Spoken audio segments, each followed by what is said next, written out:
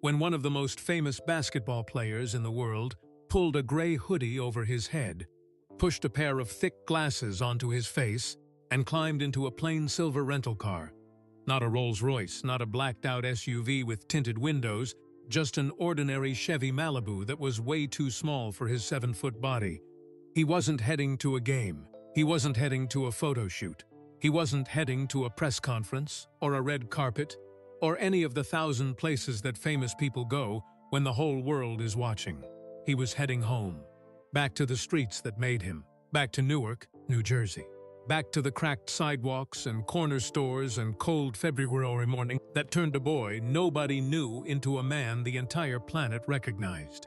Shaquille O'Neal, 4 NBA championships, over $400 million, one of the most famous faces on earth, was going back to where it all started.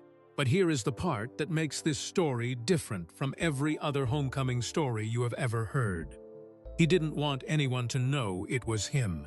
No cameras, no crew, no announcement, no moment designed to go viral. Just a giant man in a gray hoodie keeping his head down, walking slowly through the neighborhood that raised him, wanting, for the first time in 30 years, to hear what people really said about him when they didn't know he was listening. And what he found when he got there wasn't a parade. It wasn't people lining up to cheer for him. It wasn't the welcome home story he might have imagined. What he found was a small basement room painted the color of sunshine, run by a woman who had been telling his story to children who had nothing. Children who woke up every morning on the same kind of streets he grew up on, who walked the same cold blocks he once walked, who needed to believe, the way he once needed to believe, that where you come from doesn't decide where you end up. Those children had his photograph on their wall. They had looked up at his face every single week. They had been told that he was proof. Proof that these streets produced greatness. Proof that a boy from Newark could become something the whole world stopped to look at. And then, without knowing for even 1 second, that he was sitting right outside their door, close enough to hear every single word. Those children said exactly what they thought about him. A 9-year-old boy said something that stopped Shaq cold.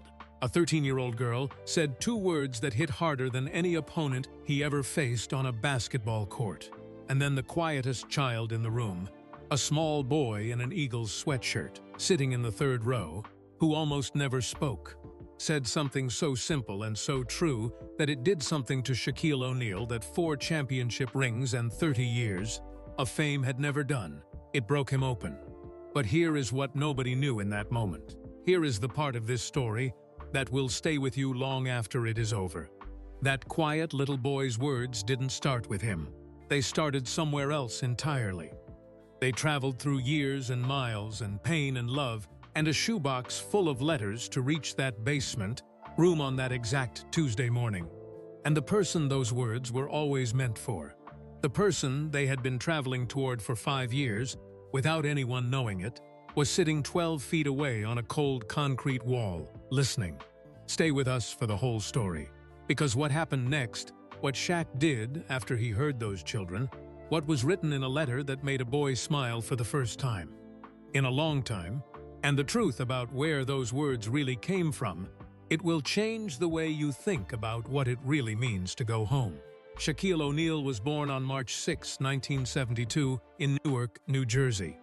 Not the Newark that politicians point to today when they talk about revival and new construction and progress.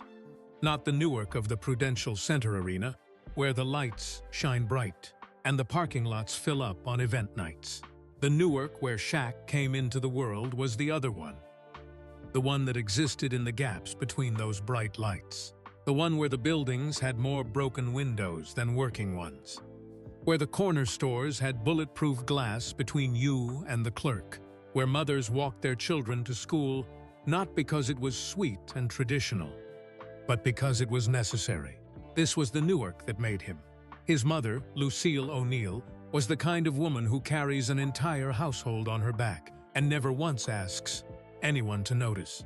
She worked, she prayed, she cooked, she pushed.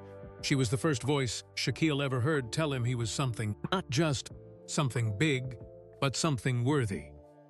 In the years that followed, when the whole world would be saying his name, Shaq would say in interview after interview that everything started with her, not with a basketball, not with a coach, with his mother in a Newark apartment, telling a boy who was already too big for his bed that he was exactly the right size for the life ahead of him. His stepfather, Philip Harrison, was different. Philip was a United States Army sergeant, disciplined, demanding, and not the type to hand out praise the way some fathers hand out candy. He was hard because he believed hardness was protection. He had seen enough of the world to know that boys from Newark who were soft didn't make it far. So he was strict. He set rules. He enforced them. He and Shaq would knock heads. That was no secret, and Shaq himself has spoken about it honestly over the years. But Philip Harrison also made sure his stepson understood something that not every boy in that neighborhood learned, that you were responsible for your own story. Nobody else. Because Philip was military, the family moved. New Jersey, Georgia, Germany even. But Newark was always the root system. It was the place underneath every other place. No matter where the Army sent them, when Shaq thought about home, the specific feeling of it, the smell of it, the sound of it, it was always Newark coming back to him. And it was in Newark, on a cracked asphalt basketball court, at a park that older locals still call Weequahic, where everything changed for the last time. He was a teenager, already enormous, already moving differently than every other person on the court. Not just taller, but certain. Like his body had already been given instructions that his brain was still catching up to. He picked up a basketball, and it disappeared into his hand the way a baseball disappears into a catcher's mitt. And when he moved toward the basket, the court rearranged itself around him. Boys who were tough, boys who talked loud and played physical, boys who had never backed down from anything in their lives, they stepped aside.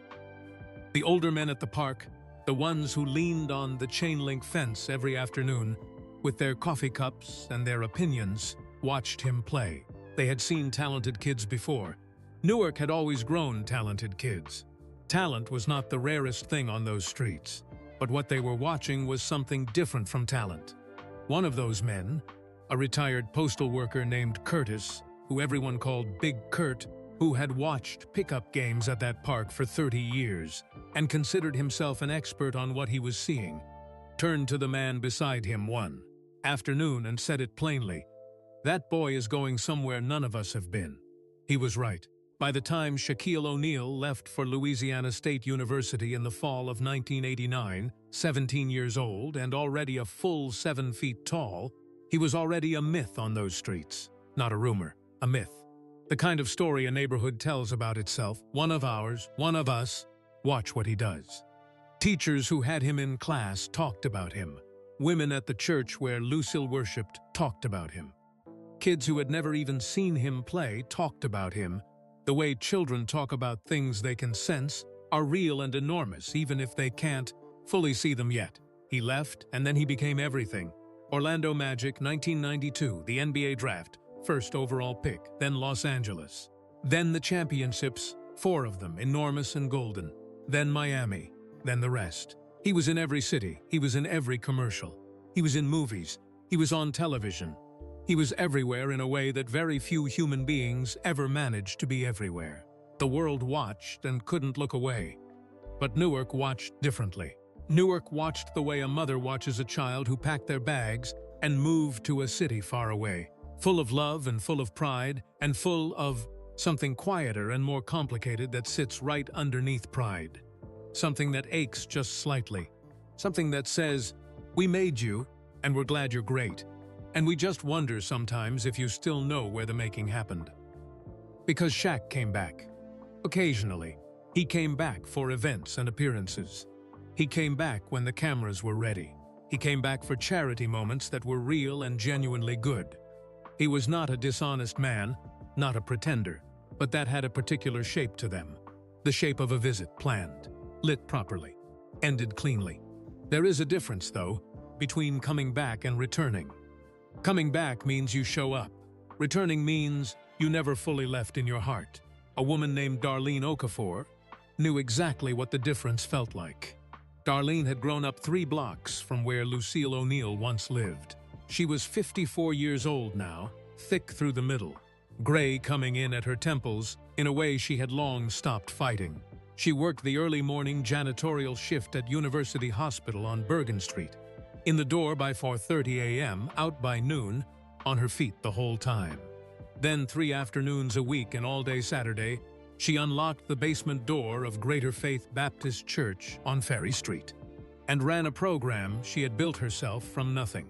She called it the Ironbound Youth Lighthouse. 31 kids, ages 7 to 14.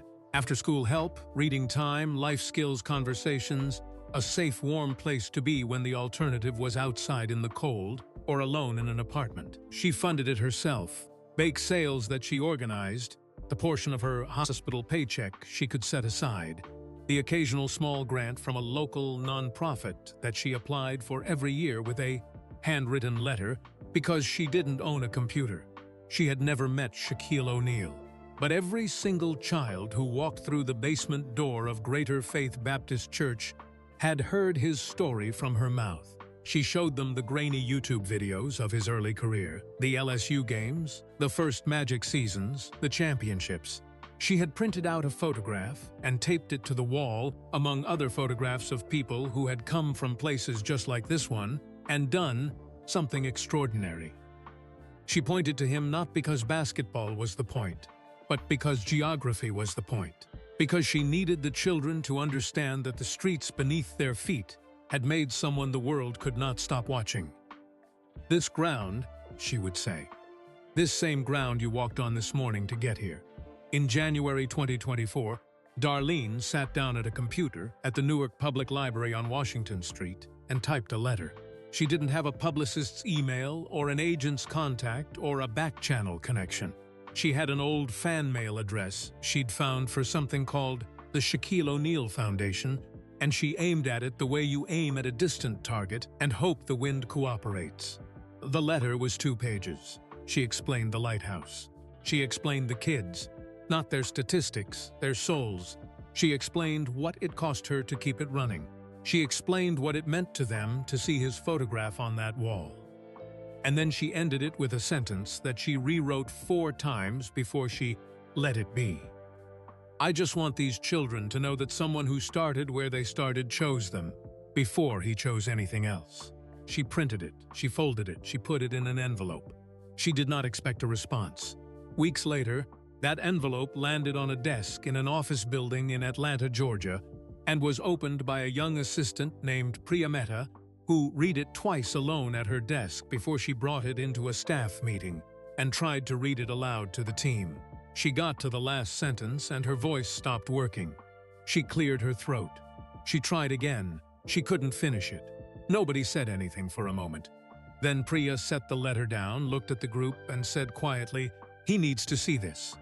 That afternoon, she put it on his desk, and that is where this story really starts.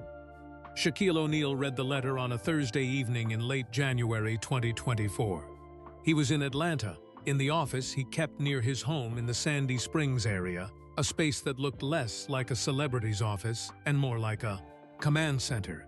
Monitors on one wall, a whiteboard covered in business notes, a shelf of books he had actually read, including several on leadership and one worn copy of The Art of War that had a cracked spine from being opened so many times. On the desk, a half-eaten sandwich, a bottle of water, 2 phones, and a stack of correspondence that Priya had sorted and flagged in her particular color-coded system. Darlene's letter was under a single yellow sticky note that said only, "Please read this one." He almost didn't that night. It was late. He had been on calls since 8 in the morning.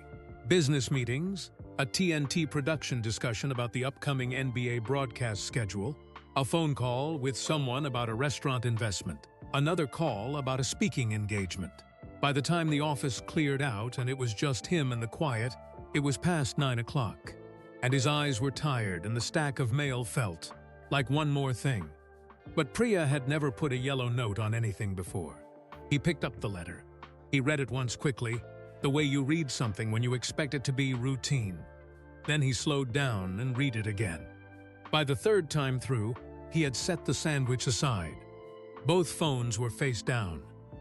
The whiteboard and the monitors and the business notes had all disappeared, The way everything in a room disappears when something grabs the center of your attention and refuses to let go. I just want these children to know that someone who started where they started chose them before he chose anything else. He sat with that sentence for a long time. People who have worked closely with Shaquille O'Neal over the years will tell you something that surprises those who only know him from television. The version of Shaq that the world watches, the jokes, the nicknames, the enormous laugh, the showmanship, is real. It is genuinely him. But underneath that performance of joy, which is not a fake joy but a chosen joy, there's a man who thinks quietly and feels deeply and carries things longer than he lets on. His former Lakers teammate and longtime friend Derek Fisher once said in an interview that Shaq had the most carefully hidden emotional intelligence of anyone I've ever played with. The comedian and the competitor on the outside, something much more watchful on the inside. That watchful part of him was fully awake now. He thought about Newark. He thought about it the way you think about a place you came from when something forces you to be honest. Not the polished version of the memory, not the inspirational story you've told on stages, but the actual feeling of it. The specific weight of those streets. The cold that came off the Passaic River in winter. The sound of the neighborhood at night. The feeling of being a large, conspicuous boy in a place that was small and hard and did not always leave room for large dreams. He thought about his mother, Lucille. He thought about Philip Harrison. He thought about Curtis from the park, Big Kurt, leaning on the fence. He thought about 31 children in a church basement who had his photograph on their wall. And then he thought about the sentence again. Someone who started where they started. He put the letter down. He picked up one of his phones. He typed a message to Priya that said, "Can you find out more about this program? I want details. Not for press, just for me." Priya, who had been awake and waiting for exactly this, responded in under a minute. Already on it. He did not move quickly. That was important to understand. Shaquille O'Neal did not read that letter on a Thursday night and hop on a plane to Newark on Friday morning. That was not how he operated, and it would not have been right anyway. He spent 2 weeks thinking. He had Priya research the Ironbound Youth Lighthouse, verify that it was real, understand its finances, learn about Darlene Okafor. What came back confirmed everything the letter had said and added texture to it. Darlene was exactly who she presented herself to be. The program was exactly what she described. Underfunded, understaffed, and absolutely genuine. He called one person during those 2 weeks. Not a business partner. Not a publicist.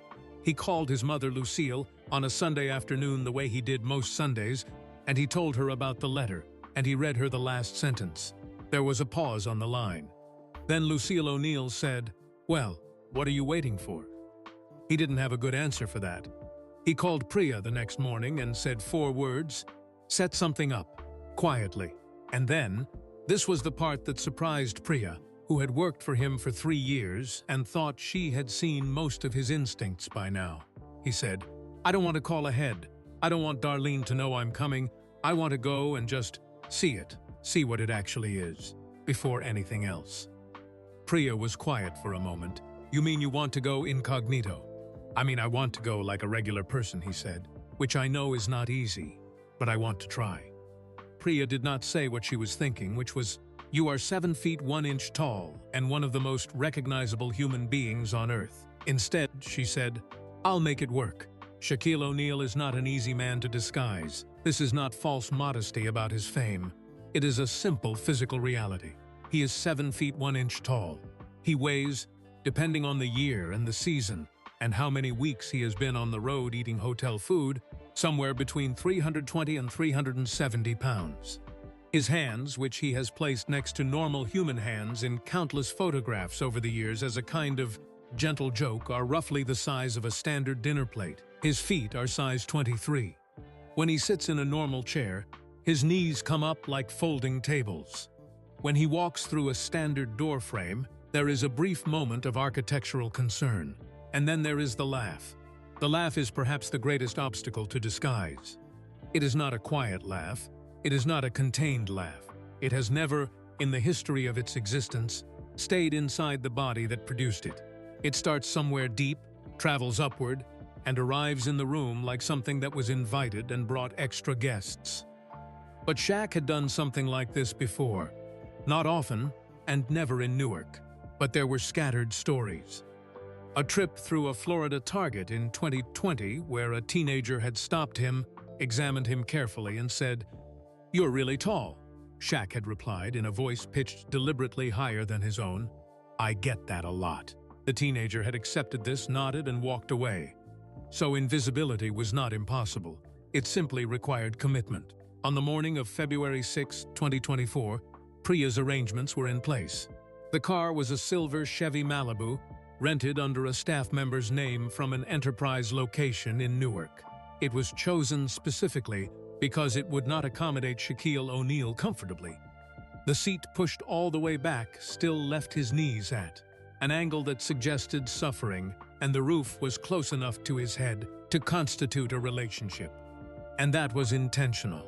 No one who saw a man crammed into a silver Chevy Malibu would think, "That must be a $400 million celebrity." They would think, "That man needs a larger car." The outfit was a gray zip-up hoodie, size 6XL, blank on the front, no logo, no statement, nothing. Dark sweatpants. A pair of Nike sneakers that were, inevitably, enormous, but sneakers are not faces, and people do not typically look at the ground when they are trying to recognize someone. The finishing element was a pair of thick, dark-framed glasses, the kind that young men in their 20s wear as a deliberate style choice, but which on Shaq's face looked exactly like what they were. A very large man making a sincere effort. His longtime security coordinator, a former Marine named Terrence Webb, drove. Terrence was quiet by nature, deeply professional, and had spent years developing the particular skill of pretending he was not wherever he was. He had one instruction from Shaq that morning, delivered in the parking lot of the hotel before they got in. "Stay in the car. Park a block away. Don't move unless I text you," Terrence said. "And the text?" Shaq said. Terrence nodded once. They got in the car. They drove from the Hampton Inn off Raymond Boulevard in downtown Newark. The hotel had been chosen because it was ordinary. The kind of hotel where business travelers stayed, not the kind where anyone would be watching the lobby for notable arrivals. Outside, the city was already awake in that particular Tuesday morning way. Buses running, corner stores open, people moving with the fast, purposeful walk of people who are late or cold or both. It was 7:31 a.m. The sky was the color of wet concrete. Shaq looked out the passenger window as Terrence drove. He had not seen these streets from this angle, low, slow civilian, in a very long time.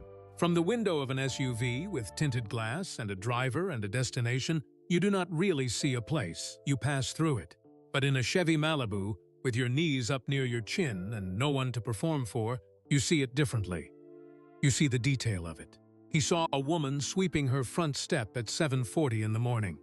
He saw a man in a fluorescent vest eating a sandwich on a bus stop bench. He saw 3 kids in school uniforms walking in a line by instinct, the smallest one in the middle, and he thought about himself at that age, already conspicuous, already different, already learning what it cost to be visible in a place that didn't always reward visibility.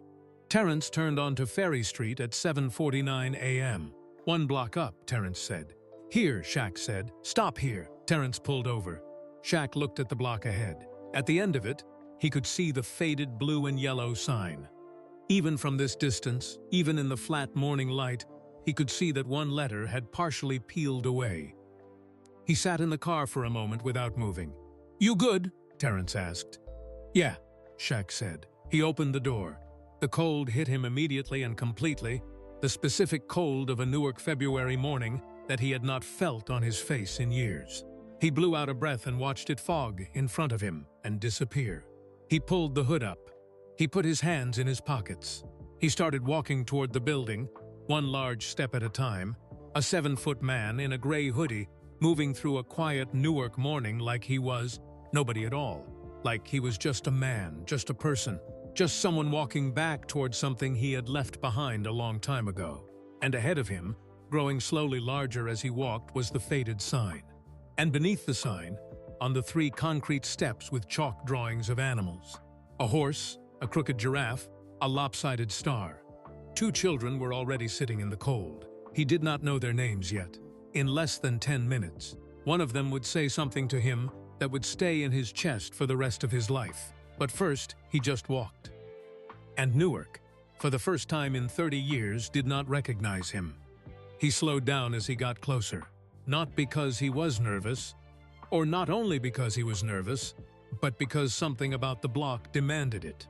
The way certain places have a gravity to them that adjusts your pace without asking permission. A church will do that. A cemetery will do that. A place where you once were young and didn't know it yet will absolutely do that. Ferry Street on a February morning was not beautiful. It was not the kind of street that appeared in tourism photographs or real estate listings or the background of music videos. The buildings were the particular shade of brick that Newark winter produced. Darkened by decades of weather, streaked with old water damage, occasionally interrupted by a painted mural that someone had put up years ago with love and good intentions, and which was now fading at the edges, the colors bleeding slowly back into the wall. A fire hydrant on the corner had been hit at some point and never fully repaired, sitting at a slight angle like a man who had taken a punch and was still deciding whether to fall. Two garbage bags sat on the curb waiting for a pickup that was either coming today or had already been missed. But there were other things too, if you were looking. A window box on the second floor of a row house with real flowers in it. Plastic, yes, but arranged carefully with intention, red and yellow against the gray brick. A hand-lettered sign in the window of a barber shop that said, "God bless this block," in letters that had been repainted recently enough that the edges were still crisp. The smell of something cooking, onions, maybe, or sofrito, drifting from somewhere above the street level, someone already in their kitchen at 10 minutes to 8 in the morning, feeding people. Shaq walked slowly and he saw all of it. He had been on this block before, or one very like it, 1,000 times before he left. He had walked streets exactly this texture, exactly this temperature, with exactly this smell. And he had forgotten, not lied about, not denied, just forgotten, the specific way a block like this one held life inside it. Not in spite of the broken things, but right alongside them. The flowers in the window next to the broken hydrant. The smell of someone's breakfast above the garbage bags on the curb. He had been living for 30 years in places that hid their broken things. Houses with staff who fixed what broke before you noticed it was broken. Hotels where every surface was smooth and every edge was managed. He had not stood on a block that wore its damage openly, honestly, without apology, in a very long time. He felt something shift in his chest. He couldn't name it precisely. It was not sadness, it was not guilt exactly. It was something that lived in the space between those two things and didn't have a clean word assigned to it yet. He kept walking. The iron-bound youth lighthouse, when he reached it, was not impressive from this outside. He stopped on the sidewalk directly across the street and looked at it with the full attention of a man who had promised himself he would see things clearly today without the filter of what he had hoped to see. The building itself was the church, Greater Faith Baptist, according to a sign above the main entrance on the ground floor. The church sign was dignified, maintained, the letters clean and properly attached. But the lighthouse was in the basement, and the lighthouse had its own entrance. 3 concrete steps leading down from street level, protected by a metal railing on one side that had been painted blue at some point and was now more rust than blue, the paint lifting away in long, thin strips like something trying to leave. The sign for the lighthouse was mounted on the wall above the basement entrance at eye level, or what would have been eye level for most people, though Shaq had to tilt his gaze slightly downward to read it straight on. It was painted in blue and yellow, hand-lettered with care, the letters slightly uneven, in the way that hand-lettered things are uneven, which is to say lovingly. But time had done what time does. The colors were faded at the edges. The blue had gone gray-blue, the yellow had gone cream, and the last letter of the word lighthouse had partially peeled away from its backing, leaving a pale rectangle outline where the E used to sit solidly, so that what the sign now offered to the street was Iron-Bound Youth Lighthouse. Shaq looked at that missing letter for a moment. There was something about it that hit harder than it should have. One letter. Peeled away. Not because anyone was careless, not because nobody cared. Clearly, somebody cared enormously. You could see it in every choice that had been made here. But simply because maintenance cost money.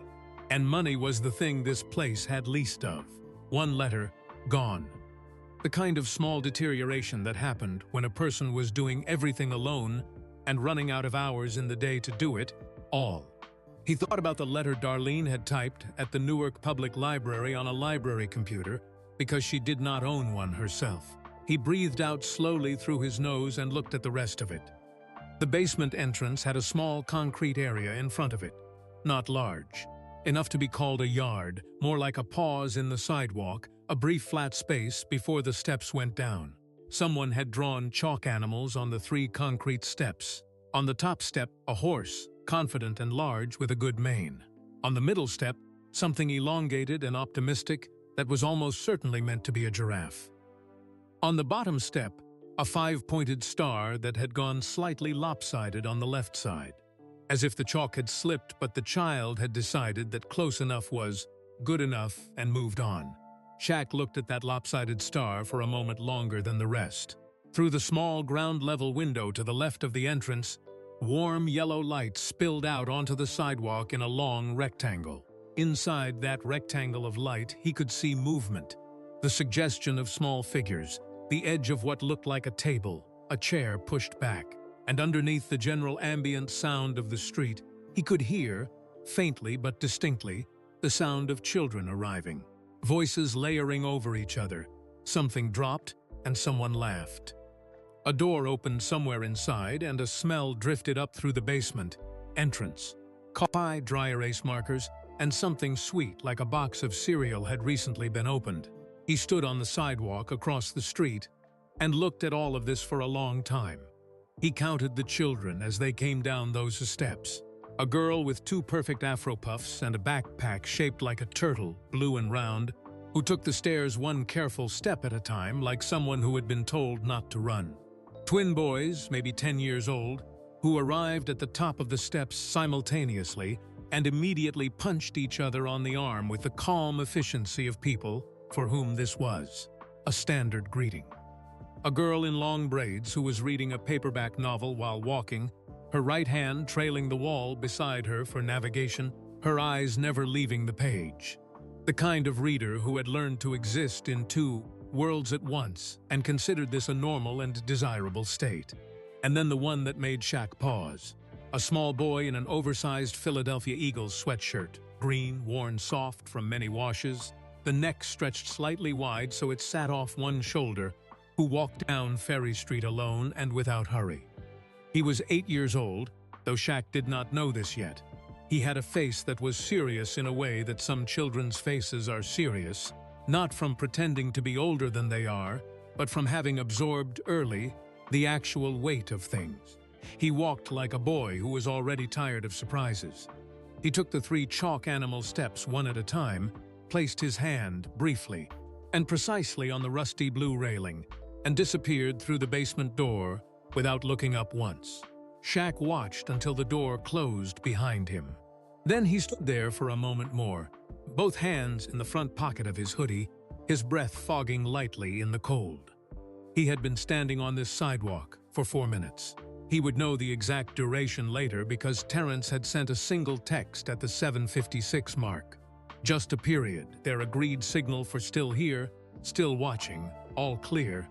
And he had looked at his phone and seen that it said 7:56 and registered that he had been standing still for 4 minutes without realizing it.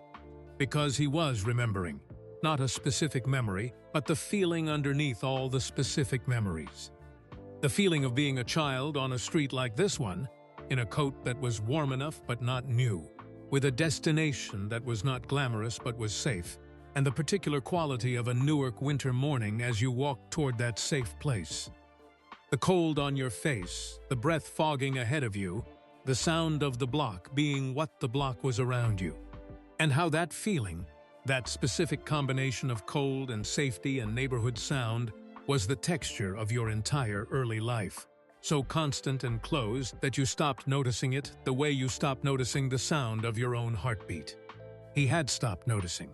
And now, standing on this sidewalk in a gray hoodie that couldn't quite hide what he was noticing again. He exhaled.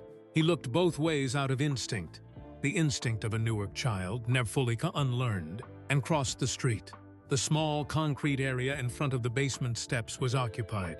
Two children, sitting on a low concrete wall that ran along the left side of the entrance, despite the February cold, in the way that children sit outside in cold weather when inside is available, because outside is simply more interesting than inside, and cold is a negotiable condition. The first was a girl, 11 years old, though she carried herself like someone who had read extensively about being 14 and was working toward it with focus. She wore a bright orange coat, not a fashionable coat, a practical coat, the kind with a drawstring hood and deep pockets. And she had the particular quality of stillness that belongs to people who are constantly observing and storing what they see. Her eyes moved to Shaq the moment he turned off the sidewalk, not startled, not alarmed, just registering, filing. Her name was Celestine Adoora, and she had been coming to the lighthouse for 3 years, and in that time she had developed strong opinions about most things and the vocabulary to express them precisely, which Darlene considered one of her greatest achievements as an educator. The second was a boy, 12 years old, thin through the shoulders, with paint-stained fingers even in winter, which told you something important about him without him having to say a word. He had a sketchbook open on his knee, spiral-bound, the cover bent back on itself from use, and he was drawing with a mechanical pencil, his hand moving in small, deliberate strokes, his attention on the page so complete that the arrival of a 7-foot man in a gray hoodie entered his awareness only gradually, the way peripheral information enters the awareness of someone genuinely absorbed in making something. His name was Marcus Tibbs. He had been coming to the lighthouse for 2 years. He wanted to be an artist, not might want to be. Wanted to be, with the clean, uncomplicated certainty of a 12-year-old who had not yet been told enough times that this was impractical. Shaq stopped at the edge of the concrete area. "Morning," he said. He had practiced the voice, lower volume, slightly higher pitch, relaxed. The voice of a large, unremarkable man who happened to be on this block for ordinary reasons. Celestine looked up at him. Her expression did not change. She conducted what appeared to be a brief but thorough visual assessment, top to bottom, back to top, and then she said with complete neutrality, "You're really tall." "Yes," said Shaq. He almost laughed. He caught it in his chest and held it there. He had heard this sentence approximately 40,000 times in his life, and he had never before been so grateful for it. "You're really tall" was the sentence of someone who did not recognize him. "You're really tall" was invisibility. "Do you play basketball?" Celestine asked. She asked it the way you ask a question you consider obvious, as a formality. "Used to," Shaq said. Marcus still had not looked up from the sketchbook. His pencil kept moving, and then, without lifting his head, in the tone of someone making a casual observation about the weather, he said, "You look like somebody." The cold on Shaq's face suddenly felt sharper. "Who do I look like?" he asked. He kept his voice measured. He was aware of his heartbeat in a way he hadn't been seconds before. Marcus stopped drawing. He tilted his head and looked up for the first time, directly at Shaq's face, with the particular focused attention of a boy who looks at things for a living, even at 12, even just as the living he does in his own head. He studied him. Not the way a fan studies someone they recognize. The way an artist studies a subject, clinically, taking inventory, measuring proportion. Then he tilted his head the other way. Then he looked back down at his sketchbook. "Never mind," he said. "You're too old." "Too old." The laugh came out before Shaq could stop it. A real one, short and surprised, bigger than he intended. He compressed it quickly, but not quickly enough. It sat on the cold air between them for a moment, identifiable, before it dispersed. Celestine's eyes sharpened. She looked at him the way she had looked at him the first time, but differently now. Adding new data to the assessment. "Are you here for the program?" she asked. "Just looking around," Shaq said. He modulated back to the practiced voice. "Thought I'd see what this place was about. Is it okay if I wait out here for a minute?" Celestine considered this with the seriousness it apparently warranted. She looked at him for a full 3 seconds. A long time to hold eye contact with a stranger when you are 11 years old, but Celestine Adeora was not a child who looked away from things she was evaluating. Then she nodded. "You can sit here," she said, gesturing to the wall beside her. "But don't talk too much. Marcus is working." Marcus, without looking up. "Thank you, Celestine." Shaq sat down on the low concrete wall. It was designed for a person of normal human proportions, which meant that when he sat on it, his knees were significantly higher than his hips, and he had the look of a very large man attempting to sit in a piece of furniture designed for a different species. But he sat. He put his hands on his knees. He looked at the basement door. From inside, from the yellow-lit room below the street, through the open door that was being held ajar by a cinder block as more children arrived, he could hear something beginning, a voice. Deep, warm, structured. He could not yet make out the words, but he could hear the shape of them. The shape of a person who knew how to hold a room, who had learned through years of patient repetition how to make a room feel like it mattered. Darlene. He did not know that he was about to hear something that would change the temperature of everything. He sat on the cold wall between a watchful girl in an orange coat and a boy who was quietly drawing something in a sketchbook, and he listened to the voice rising from below, and the cold sat on his shoulders, and the chalk horse and the chalk giraffe and the lopsided chalk star were right there at the top of the steps. And Ferry Street was what Ferry Street was around him. And then Darlene's voice rose clearly through the open door, carrying a question up to the street above. "Who wants to talk about the wall today? Anybody see someone up there that means something to them?" Shaq went very still. The silence from inside the room lasted only a moment. And then a child's voice, small, certain, carrying the particular weight of something, said, without performance, without audience awareness, without any filter at all, rose up through the open door and reached him on the sidewalk. And what that voice said was the beginning of the thing that would break him open. The voice belonged to Deshaun Priestley. Shaq did not know this yet.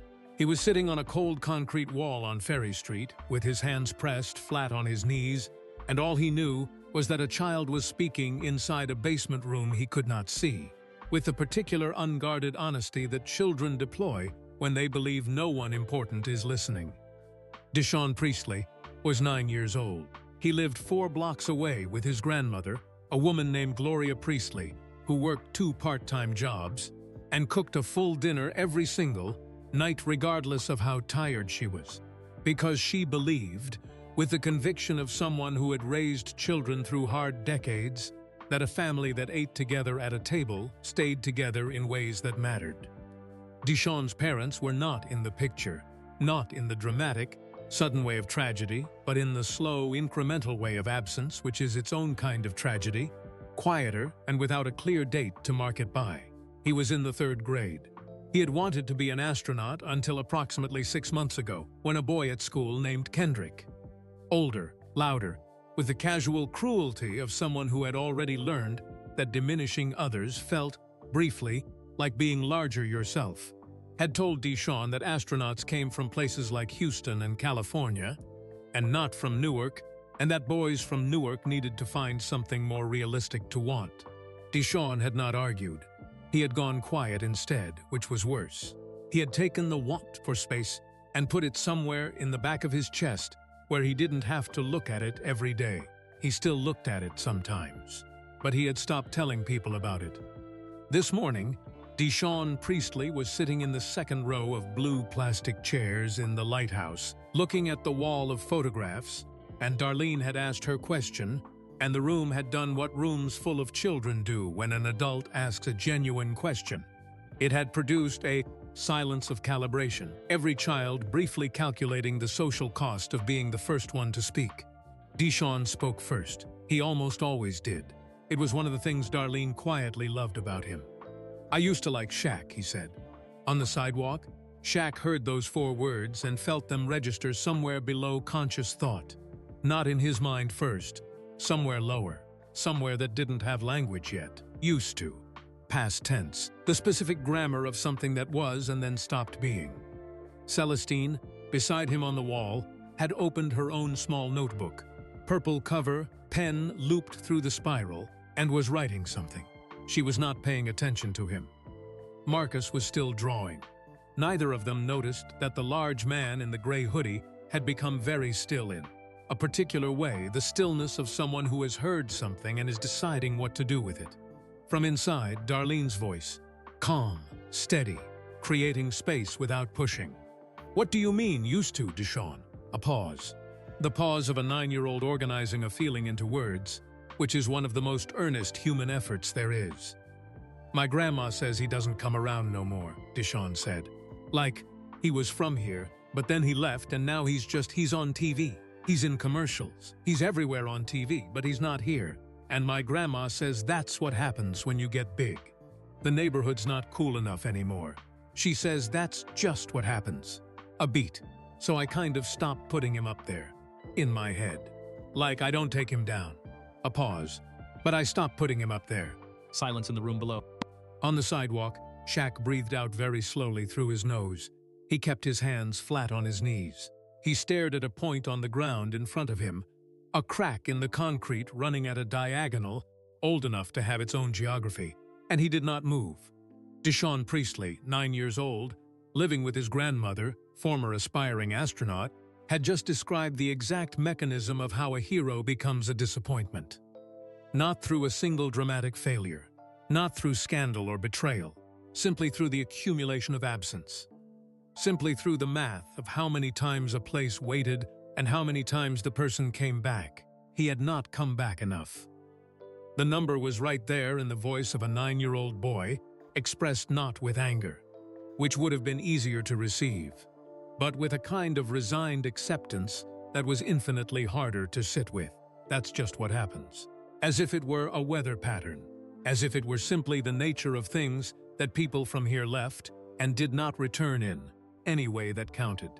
Shaq had heard himself described 1,000 different ways in his life, as a champion, as a force of nature, as a business mind, as a personality, as an entertainer. He had heard himself praised in ways that made him laugh and criticized in ways that rolled off him like water, because he had developed, over 30 years of public life, a reasonably thick exterior for that kind of thing. He had never heard himself described as someone who stopped showing up.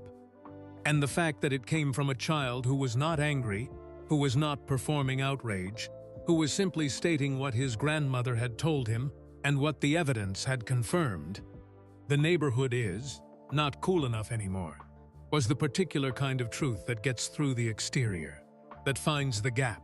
He sat with it. He had no choice but to sit with it. Then the second voice. Precious Uwandu was 13 years old, and she was built differently from most of the other children in the lighthouse, in a way that had nothing to do with her physical size, which was average. She was built with an internal architecture of precision.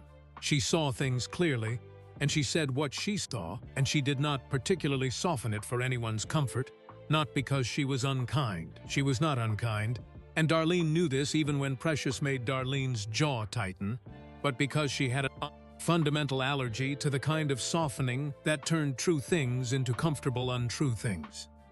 Her mother worked at Newark Liberty Airport, check-in counter, 5 days a week.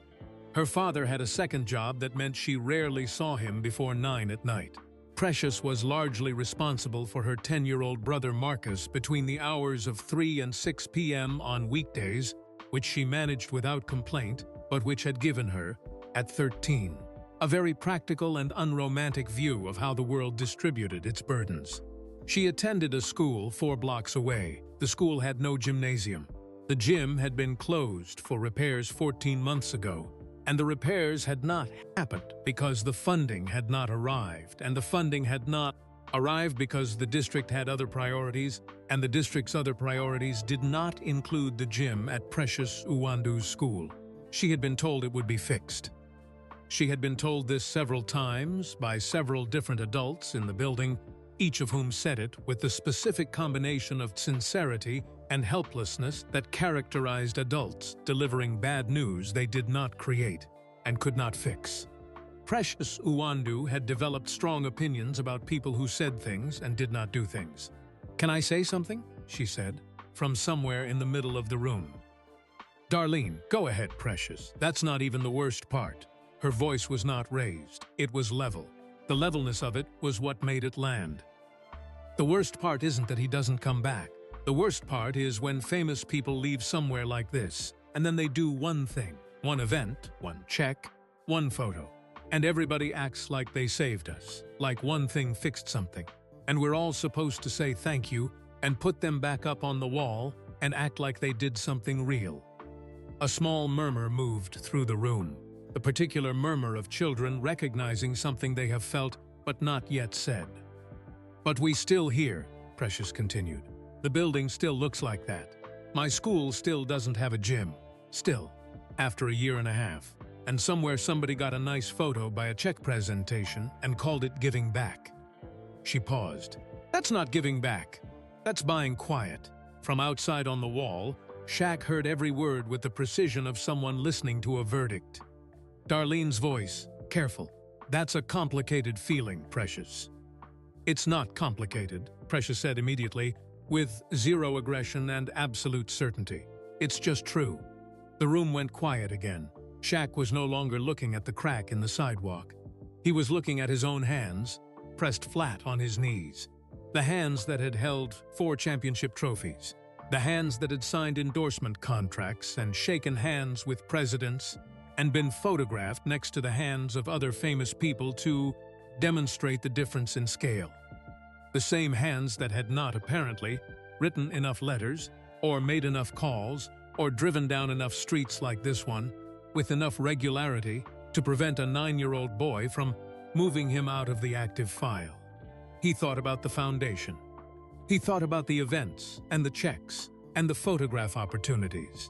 He thought about the headlines, Shaq gives back, Shaq supports youth, Shaq returns to Newark, and how each of those headlines had felt in the moment of generating them, like evidence of something real, like proof that he had not forgotten where he came from.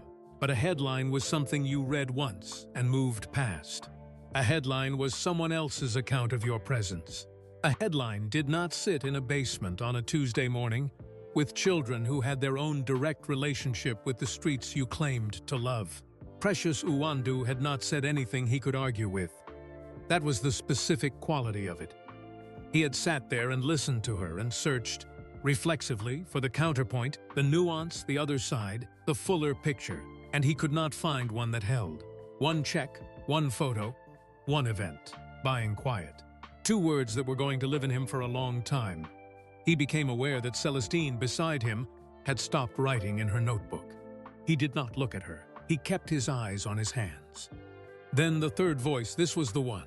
This was the one that did not wound but reached inside and rearranged something. This was the one he would describe later, in private, to the only people he described it to, as hitting him in a way he was not prepared for and could not have been prepared for because nothing prepares you for hearing the truth from the most undefended possible source. The voice was very quiet, so quiet that Shaq instinctively leaned forward on the wall, just slightly toward the open door. It belonged to Tobias Green, 8 years old. Eagles sweatshirt, the green worn soft, the neck stretched wide. He had arrived alone, walked precisely, placed his hand on the rusty railing. He had been coming to the lighthouse for 3 weeks. He was the newest member of the room.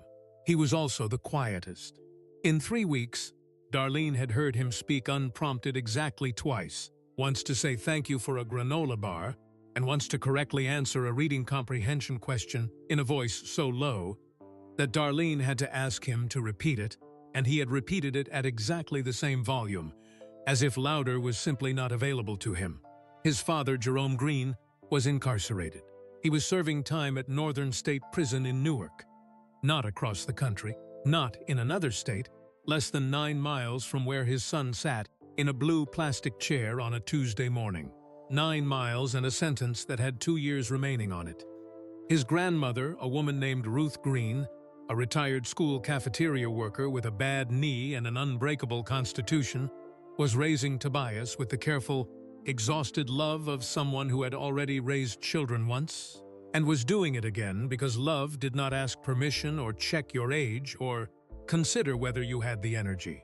Tobias's father had said things to him before, In the time before, Jerome Green was not a perfect man. He would tell you that himself, and had told Tobias that himself in the particular honest way of a father who understood that his child deserved the truth more than he deserved to be protected by a comfortable version of it. But Jerome Green loved his son with a fierceness and a consistency that had managed to travel through prison walls and visiting room glass and collect phone calls and land intact in the chest of a small boy in an Eagles sweatshirt who kept it there carefully, the way you keep something that is the most important thing you own. Jerome had talked about Shaq, specifically, more than once.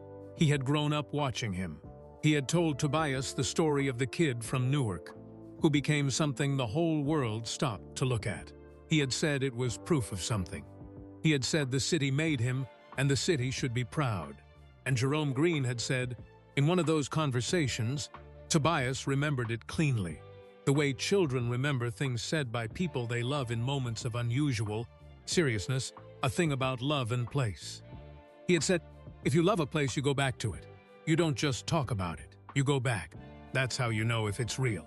He had said it about Newark. He had said it, Tobias understood later, about other things too.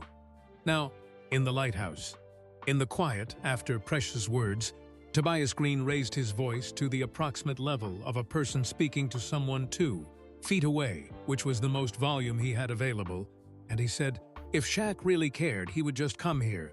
Just come, not for a picture. Just come and sit down like a regular person. My dad used to say, if you love a place, you go back to it. You don't just talk about it. He stopped. The room absorbed what he had said. Outside, on the cold concrete wall on Ferry Street, Shaquille O'Neal, 4 NBA championships, $400 million, one of the most recognized faces on the planet, sat completely still with his eyes burning and his hands pressed so hard against his knees that he could feel the bone. He was here. He was literally here. He had come. He had driven from Atlanta in a rented car and put on glasses and pulled up a hood and walked these streets as a private citizen for the first time in 30 years, because some part of him already knew what Tobias had just said. Some part of him had felt the charge of this specific debt before he could name it. He had shown up, and a child who did not know he was sitting 12 feet away had just told the empty air above his head exactly why it mattered. The timing of it was what cracked him. Not the content alone. The content was clear-eyed and true and would have moved him regardless. But the timing.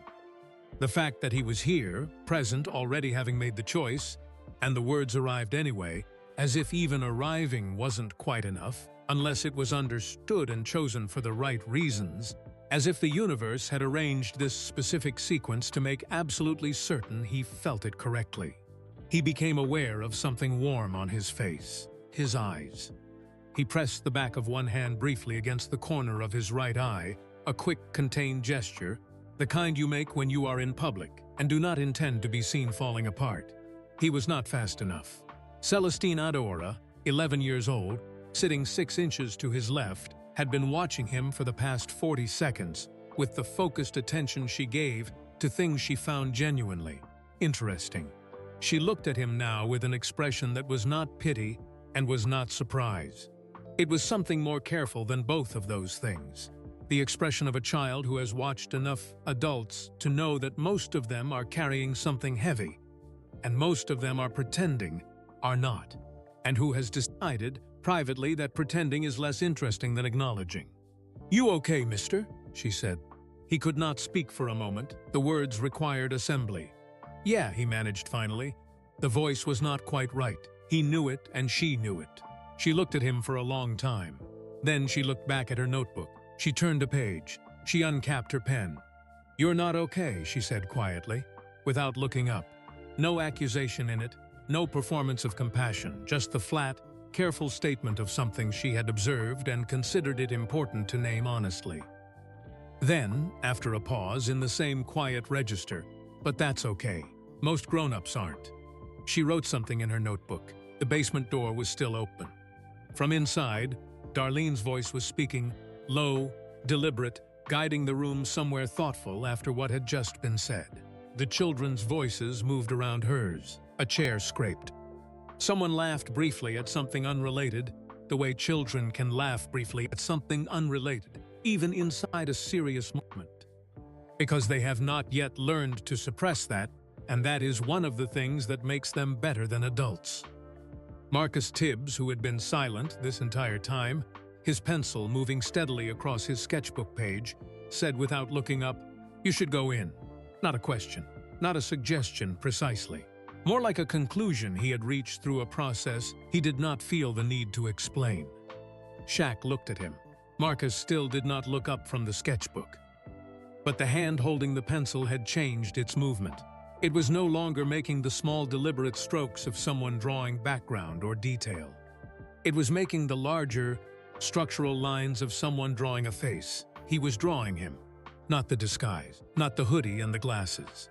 He had tilted the sketchbook slightly, just slightly, in a way that changed his sightline, and he was drawing what he saw under the disguise, the architecture of the face, the specific proportions that 12 years of looking at things closely had allowed him to identify and reconstruct, even when someone was trying to look like nobody. He had known for a while. He had simply decided to keep drawing instead of saying so, because saying so was not, in Marcus Tibbs's considered estimation, the most useful thing he could do in this particular moment. Drawing was more useful. Drawing was permanent. Drawing would still be true after the moment passed. "You should go in," he said again, the pencil still moving. Shaq looked at the basement door. He looked at the rectangle of yellow light lying on the sidewalk. He looked at the lopsided chalk star at the bottom of the steps. He stood up from the wall. When he stood, it was the full standing of him. No more hunching, no more studied smallness. He stood up to his complete 7 feet 1 inch, and for a moment, the gray hoodie and the thick-framed glasses were simply insufficient, and he was simply and completely himself, standing in the cold on Ferry Street with his eyes still burning and his breath fogging in the air around him.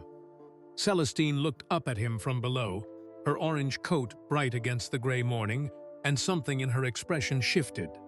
Not shock, because she had already run her calculations, but something like the satisfaction of a hypothesis confirmed. She said nothing. He walked to the top of the steps.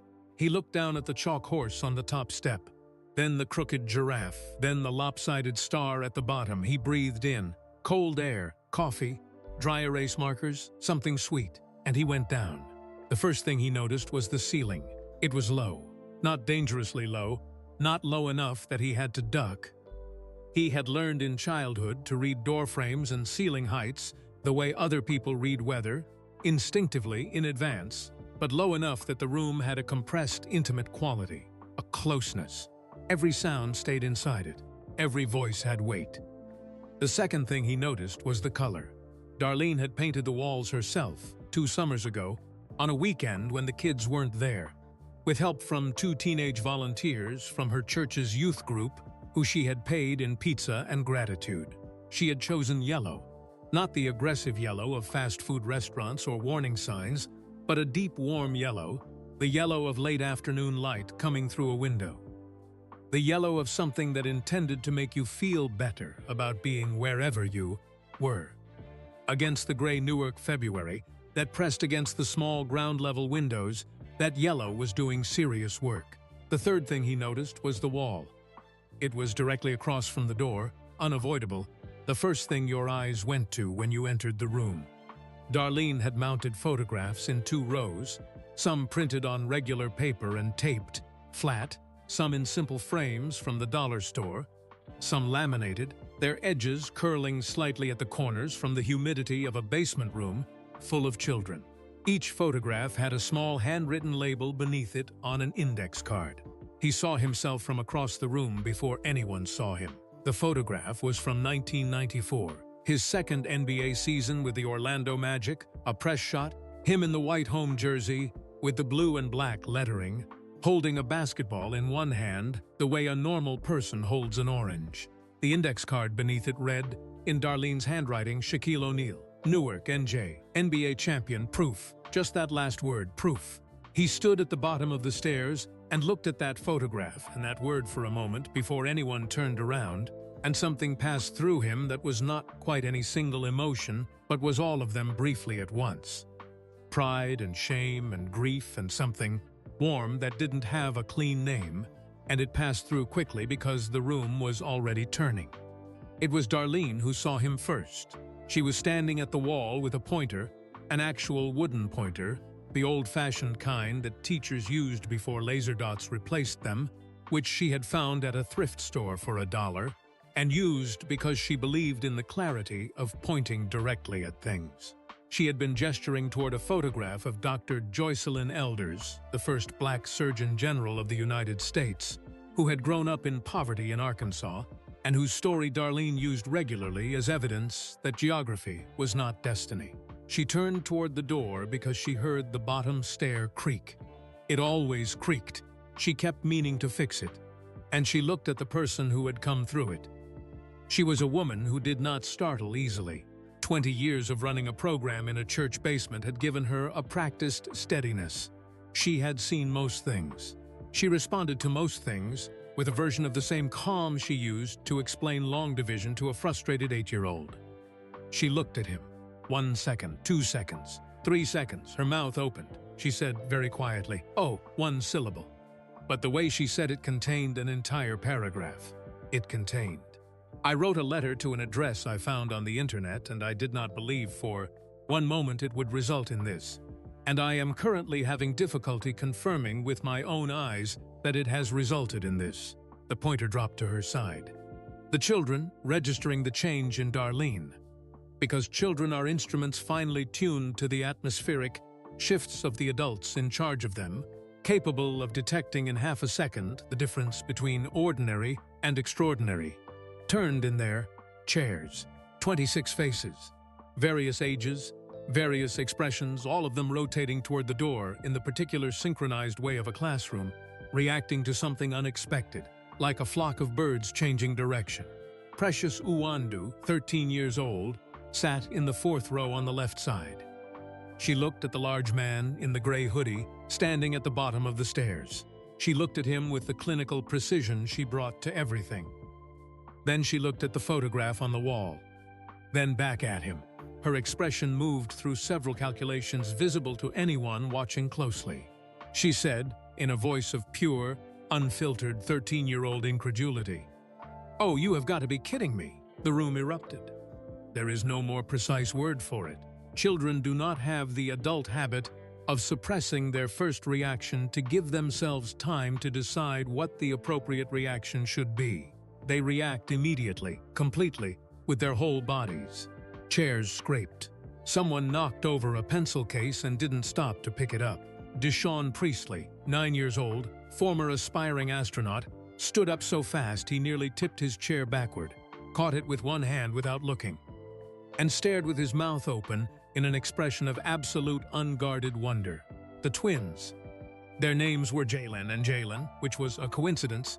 Their mother maintained was not a coincidence, but a decision made with intention and which caused mild administrative chaos at every school they attended.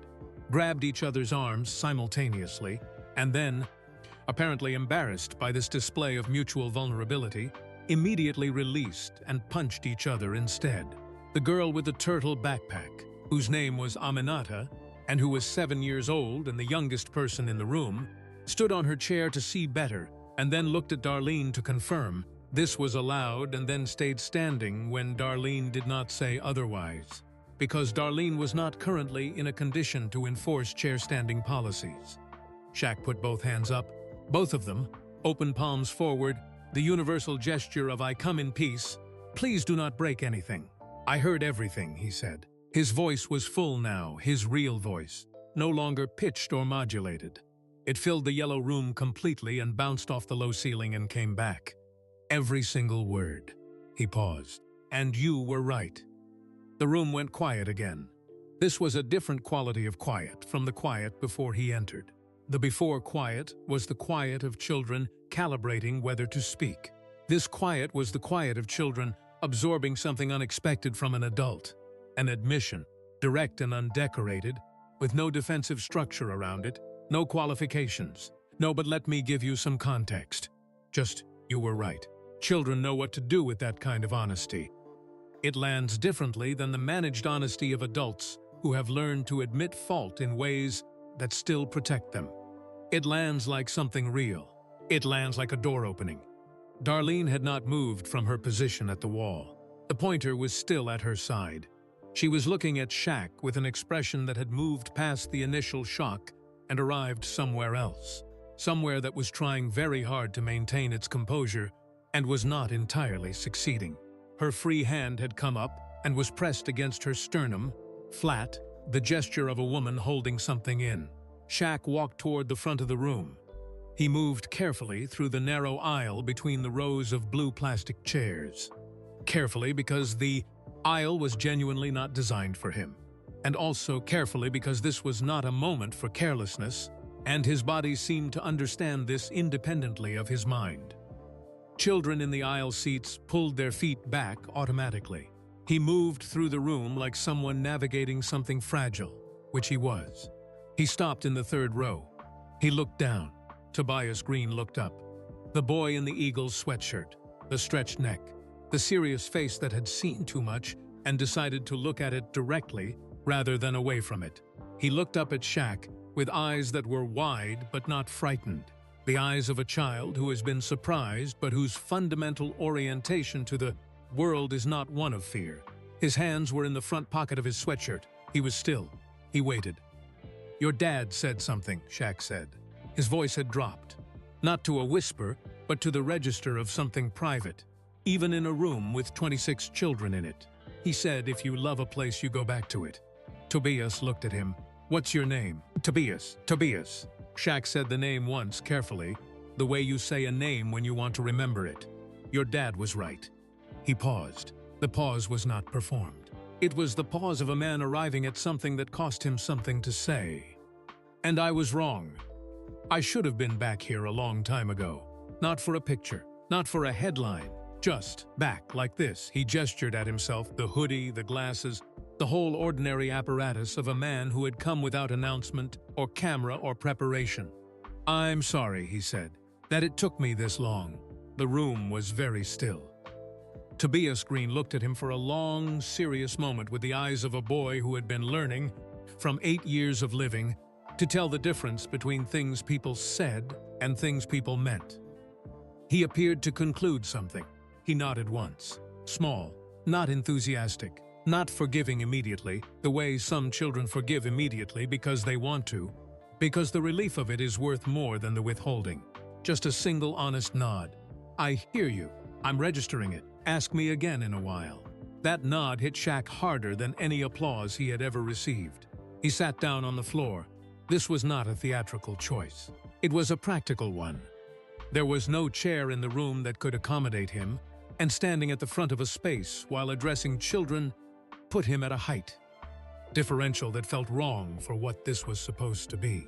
He folded himself down carefully onto the linoleum floor at the front of the first row, cross-legged, his knees out wide, his hands resting open in his lap. He was still the largest person in the room by a significant margin, but he was lower. He was on the floor. He was at the level of children. Some of the younger kids thought this was the funniest thing they had seen in recent memory. A man this size, on the floor, cross-legged, which gave him the look of a mountain attempting to meditate. And there was a brief wave of giggling that Darlene did not suppress, because she understood that laughter was not disrespect, and that sometimes the body needed to release tension before it could be present. Shaq laughed too, the real laugh, the one that couldn't be helped, and the room shifted. The particular shift that happens when the large, serious thing in the room reveals itself to be also warm, also human, also capable of laughing at the image of itself sitting cross-legged on a linoleum floor in a church basement in Newark on a Tuesday morning. The walls of the room held it. The yellow color held it. "I'm going to be here for a while," he said. "If that's okay with everybody, I want to hear from you. Not the version I hear on TV or in press things. I want to hear what's actually going on with you, what you need, what you think. Even if it's," he looked at Precious specifically, with no defensiveness, with something that was the opposite of defensiveness. "Especially if it's the hard stuff." Precious Uwandu looked at him with the expression of a scientist who has just been given access to a new instrument and is deciding whether to trust its calibration. "We still don't have a gym," she said immediately. "No warm-up, no diplomatic preamble." "I heard," he said. "Saying you heard isn't the same as doing something about it."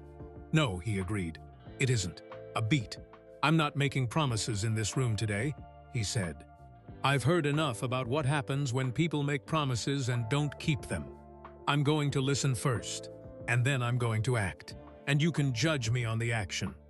Precious considered this for a moment with the full weight of her analytical capacity. Then she said, "Okay." It was the most conditional okay in the history of the word, but it was real. Deshaun Priestley had been sitting with his hands clasped together since Shaq sat down on the floor, working himself up to something with the specific internal effort of a 9-year-old who has something important to say, and is measuring the courage required against the importance of the thing. He raised his hand. Shaq looked at him. "Go ahead. Do you ever feel like you forgot where you came from?" The question sat in the yellow room like a stone dropped in still water. It was so direct and so unprotected and so genuinely curious, not accusatory, not performing outrage, simply asking because he wanted to know, that several of the older kids looked at Deshaun with expressions of surprised respect. Shaq was quiet. Not the quiet of someone searching for the right answer, the managed public relations version of the right answer. The quiet of someone choosing honesty over comfort. You could see the choice being made. The room waited. "Yes," he said, "just that." One word. But the one word was so unequivocal, so without qualification, that it landed harder than a paragraph would have. "Not on purpose," he continued. "I didn't wake up one day and decide, okay, I'm done with where I'm from. That's not how it works. What happens is," he paused, looking for the honest version of this, the version that didn't make himself sound better than he was, "everything gets big, and fast, and loud, and the quiet places, the places that made you, they're still there, but you stop going back to them. Not because you stopped caring, but because the loud things fill up all the time. And you tell yourself, I'll go back, I'll make time, I'll do something real. And then the time passes and you realize the going back kept getting pushed to later, and later is a place nobody ever actually gets to." He looked at Deshaun directly. "That's not an excuse. That's just what happened.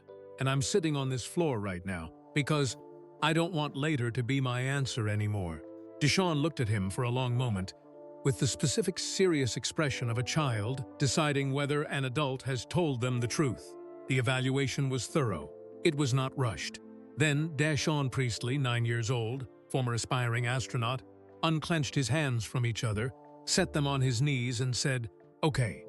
The same conditional okay as Precious, the same real weight in it. Shaq nodded. He accepted the conditionality. He understood that it was exactly right. Marcus Tibbs came inside somewhere in the second hour. He slipped in through the basement door with his sketchbook under his arm and found a spot along the wall, standing, because all the chairs were full, leaning against the yellow paint with his ankles crossed, watching. He did not participate in the group conversation. He observed it, which was his preferred mode of engagement with the world and which produced better and more permanent results than participation, in his considered opinion. After a while, he sat down cross-legged on the floor along the wall, opened the sketchbook to the page he had been working on outside, and continued. He was drawing the room now. Not just Shaq, the whole room, the rows of children. Darlene at the side with her pointer forgotten at her side. The yellow walls, the photographs, the low ceiling. And in the center of it, on the floor, cross-legged, enormous and present, the man in the gray hoodie with the glasses pushed up on his forehead, because he had stopped needing them. The drawing had the quality that Marcus's best drawings always had. The quality of capturing not just what something looked like, but what it felt like to be inside it. The compression of the low ceiling, and the warmth of the yellow, and the specific arrangement of bodies in a room where something real was happening. At the bottom of the page, in the margin, he wrote 4 words in pencil, small. He actually came back. Shaq stayed for 4 hours and 11 minutes. He answered questions. He asked questions. He learned names. All of them, by the end, every child in the room. He learned that Aminata, the 7-year-old with the turtle backpack, wanted to be a veterinarian because she had a cat named President, who had recently had kittens, and the experience had given her strong career feelings. He learned that the twins, both named Jalen, wanted to be a pilot and a chef respectively, and had argued about which was the more useful profession for approximately their entire lives. He learned that a quiet girl named Serena Montague, 11 years old, had read 47 books in the past year and kept a list of them in a composition notebook and was working toward 50 by June. He learned about the school with no gym. He learned about the bus route that had been cut, which meant 3 children now walked an extra 6 blocks in the dark in winter. He learned about the community pool that had been closed for 2 summers without explanation from the city. He learned about the things that had been promised and had not arrived, and he listened to all of it without defending himself against it, without pointing at his foundation or his charity record or the headlines that said Shaq gives back, because he understood now clearly that the arithmetic of giving back was calculated differently by the people who needed the giving than by the people doing it. Darlene sat beside him for the last hour after the children had moved into smaller groups for their regular afternoon activities. She did not say much. She did not need to. She had written a letter in January and mailed it to an address she found on the internet, and she was sitting beside the result of that letter in her church basement, and she was allowing herself, privately, to feel the full size of it. At one point, she looked at him and said, quietly, "You didn't have to come in disguise." He looked at the wall, at his own photograph, at the word proof on the index card beneath it. "Yeah, I did," he said. "I needed to hear it before I came in. I needed to hear what it sounded like when nobody was being careful about it." Darlene nodded slowly. She understood this. "And?" she said. He was quiet for a moment. "It sounded like the truth," he said. She pressed her lips together. She looked at the wall. "It always does," she said. Before he left, he went to find Tobias. The boy was sitting at a table in the corner with 2 other children, doing homework. An open math worksheet, a pencil, the serious, concentrated face. He looked up when Shaq's shadow arrived, which it did before the rest of him, the way shadows of large things do. Shaq crouched down to be closer to eye level, which brought him to approximately the height of a normal standing adult, and which looked slightly absurd, and which he didn't care about. "Your dad," he said. "Does he know about this place? The lighthouse?" Tobias looked at him. "I told him. On a call." "What did he say?" Something moved across Tobias's face, something careful and private. He said it sounded like somewhere good. Shaq looked at him for a moment. "Does he get letters?" he asked. Tobias nodded. "He likes letters. He saves them." A pause. "He doesn't get that many." Shaq nodded once. He stood up. He looked at the math worksheet. 4th grade multiplication, a level he could confirm was correct from a standing distance. "Your dad is right about a lot of things," Shaq said. "From what I've heard." Tobias looked up at him, the serious face, the eyes that looked directly at things. "I know," he said quietly. Shaq put his hand briefly, lightly, the hand that was the size of a dinner plate, on top of Tobias's head. Not a messing of the hair, not a patronizing pat, just a placement, a acknowledgement, the gesture of one person saying to another, "I see you, you matter, I was here." Then he walked back toward the stairs. He spoke with Darlene for 20 minutes in the partitioned corner. She called her office, which contained a desk, a filing cabinet, a small space heater that rattled slightly when it ran, and a framed photograph of her own mother on the wall above the desk. He asked her what the lighthouse actually needed. He said, "Not what would make a good press release. Not what would photograph well. What does this place actually need to keep going and grow?" Darlene looked at him for a moment with the expression of a woman who had been asked this question in various forms by various well-meaning people over the years, and had learned, through experience, to calibrate her answer to her assessment of whether the person asking was going to do something with it, or simply feel better for having asked. She assessed him. She told him a proper space at street level because the basement was damp in spring and the ceiling was low, and she had lost 2 good fluorescent bulbs this month to condensation. Consistent monthly funding, not a one-time check, monthly, because programs didn't run on single injections of money any more than a body ran on a single meal. A van, because she had 15 kids who had never left Newark in their lives, and she believed that seeing other places was as important as any academic lesson she could teach. Books, specifically new books, because the current library was donated and dated, and she had 3 advanced readers who had outpaced every title on the shelf. And someone, she said, and here she paused and looked at him with the full weight of her directness. Someone who would show up. More than once.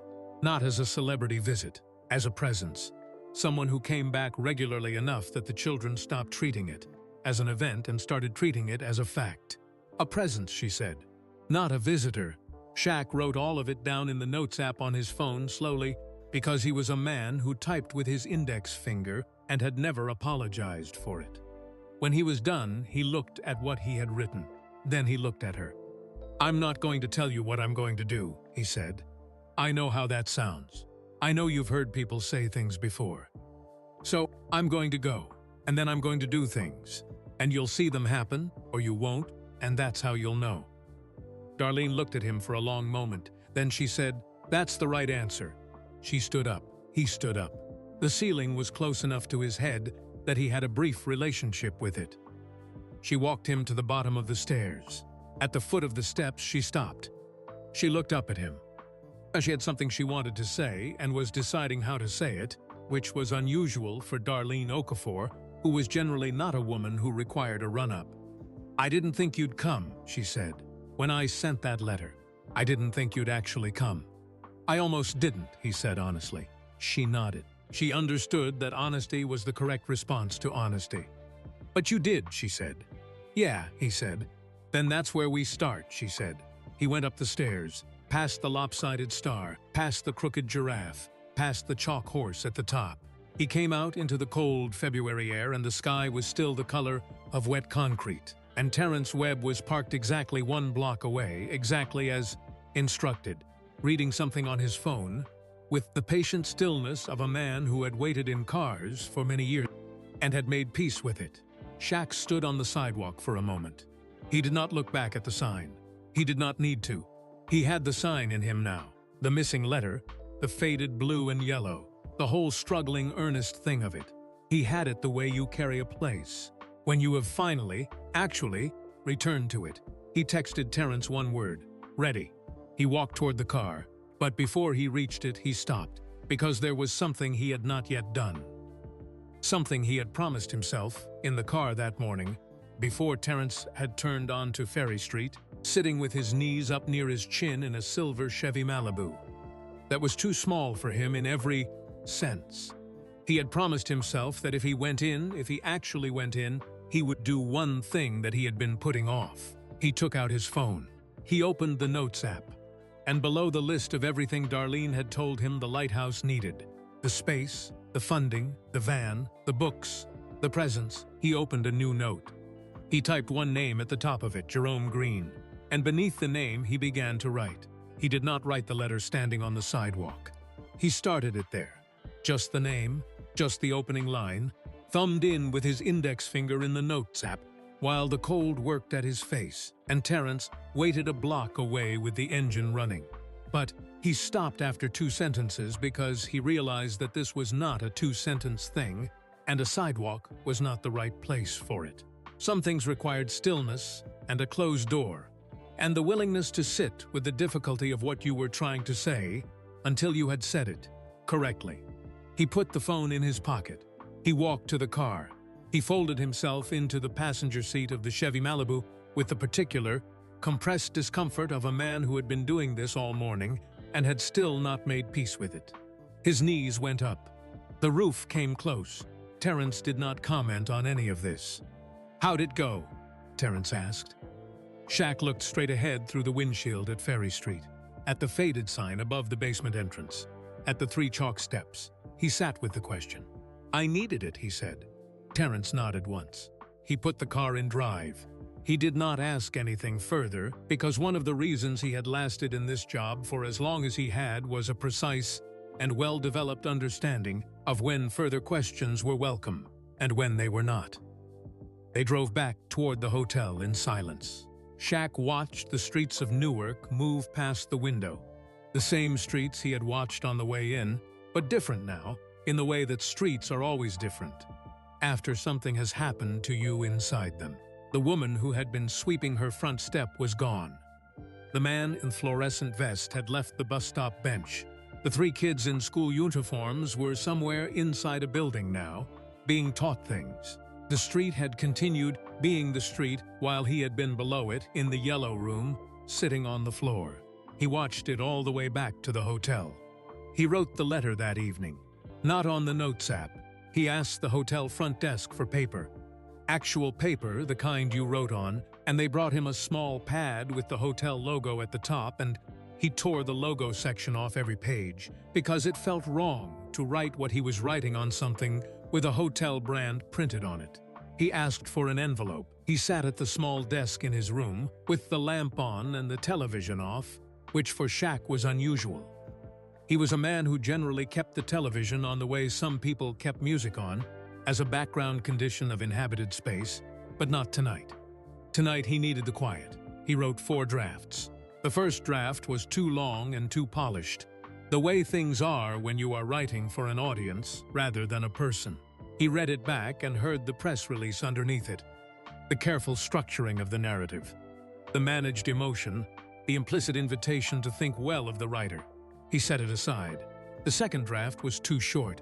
It felt like an acknowledgement rather than a letter.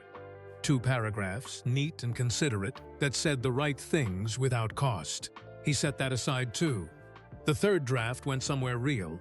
He could feel it as he wrote it, the way you can sometimes feel when writing stops being performance and becomes actual communication. But he had started it in the wrong place, had begun with himself rather than with Jerome, and the whole thing was angled wrong as a result. He set it aside. The fourth draft he wrote slowly, from the beginning, with the specific intention of writing it only for Jerome Green and not for anyone else. Not for Tobias, not for Darlene, not for any future account of this day. For Jerome Green, incarcerated at Northern State Prison in Newark, New Jersey, less than 9 miles from where his son sat in an Eagles sweatshirt in a church basement, who had said something true to his child about what love required, and whose child had said it to the empty air above a sidewalk, and whose words had traveled that distance and landed on the exact person they were, without knowing it, intended for. He wrote to Jerome man to man. He wrote about Newark. He wrote about leaving, and what leaving costs you even when leaving is the right thing. Even when leaving is the only thing, because the cost doesn't disappear just because the leaving was justified. He wrote about what he had heard that morning through an open door and what it had done to him. He wrote about Tobias, not with the performed sentimentality of a famous person describing a moving encounter with a child, but honestly, plainly. Your son sat in the 3rd row and said something about you that I'm going to be carrying for a long time. He wrote about the thing he had gotten wrong. He did not dress it up. He had been given something by this city, the specific, irreplaceable something of being made by a place, of having your earliest understanding of the world, shaped by particular streets and particular cold and particular people. And he had treated the giving of that something as a transaction with a closed account. He had moved forward and called it gratitude. He had written checks and called it return. He had been wrong about what return required. He did not ask Jerome for anything. He did not offer anything either. No promises about Tobias, no hints of foundation involvement, no gentle suggestion that this letter might be the beginning of something larger and more publicly legible. He understood that an offer in a letter to an incarcerated man from a famous person was not a gift. It was a weight. It put the man in a position of gratitude before anything had been earned, and Jerome Green had done nothing that required him to be in debt to Shaquille O'Neal. He simply wrote, at the end, a thing that he meant with the full plainness of a man who had spent a day being honest and intended to continue. Your boy is something. He sits in the 3rd row, and he listens to everything, and he says what's true when he decides it needs to be said. He has your eyes. I don't know how I know that. I've never seen your face, but I know it anyway. You should know that somebody heard him today, that what you told him reached the person it needed to reach. You said, if you love a place, you go back to it. I went back, and I heard your son say it. and I want you to know that it mattered in ways I don't fully have words for yet." He folded the letter. He put it in the envelope.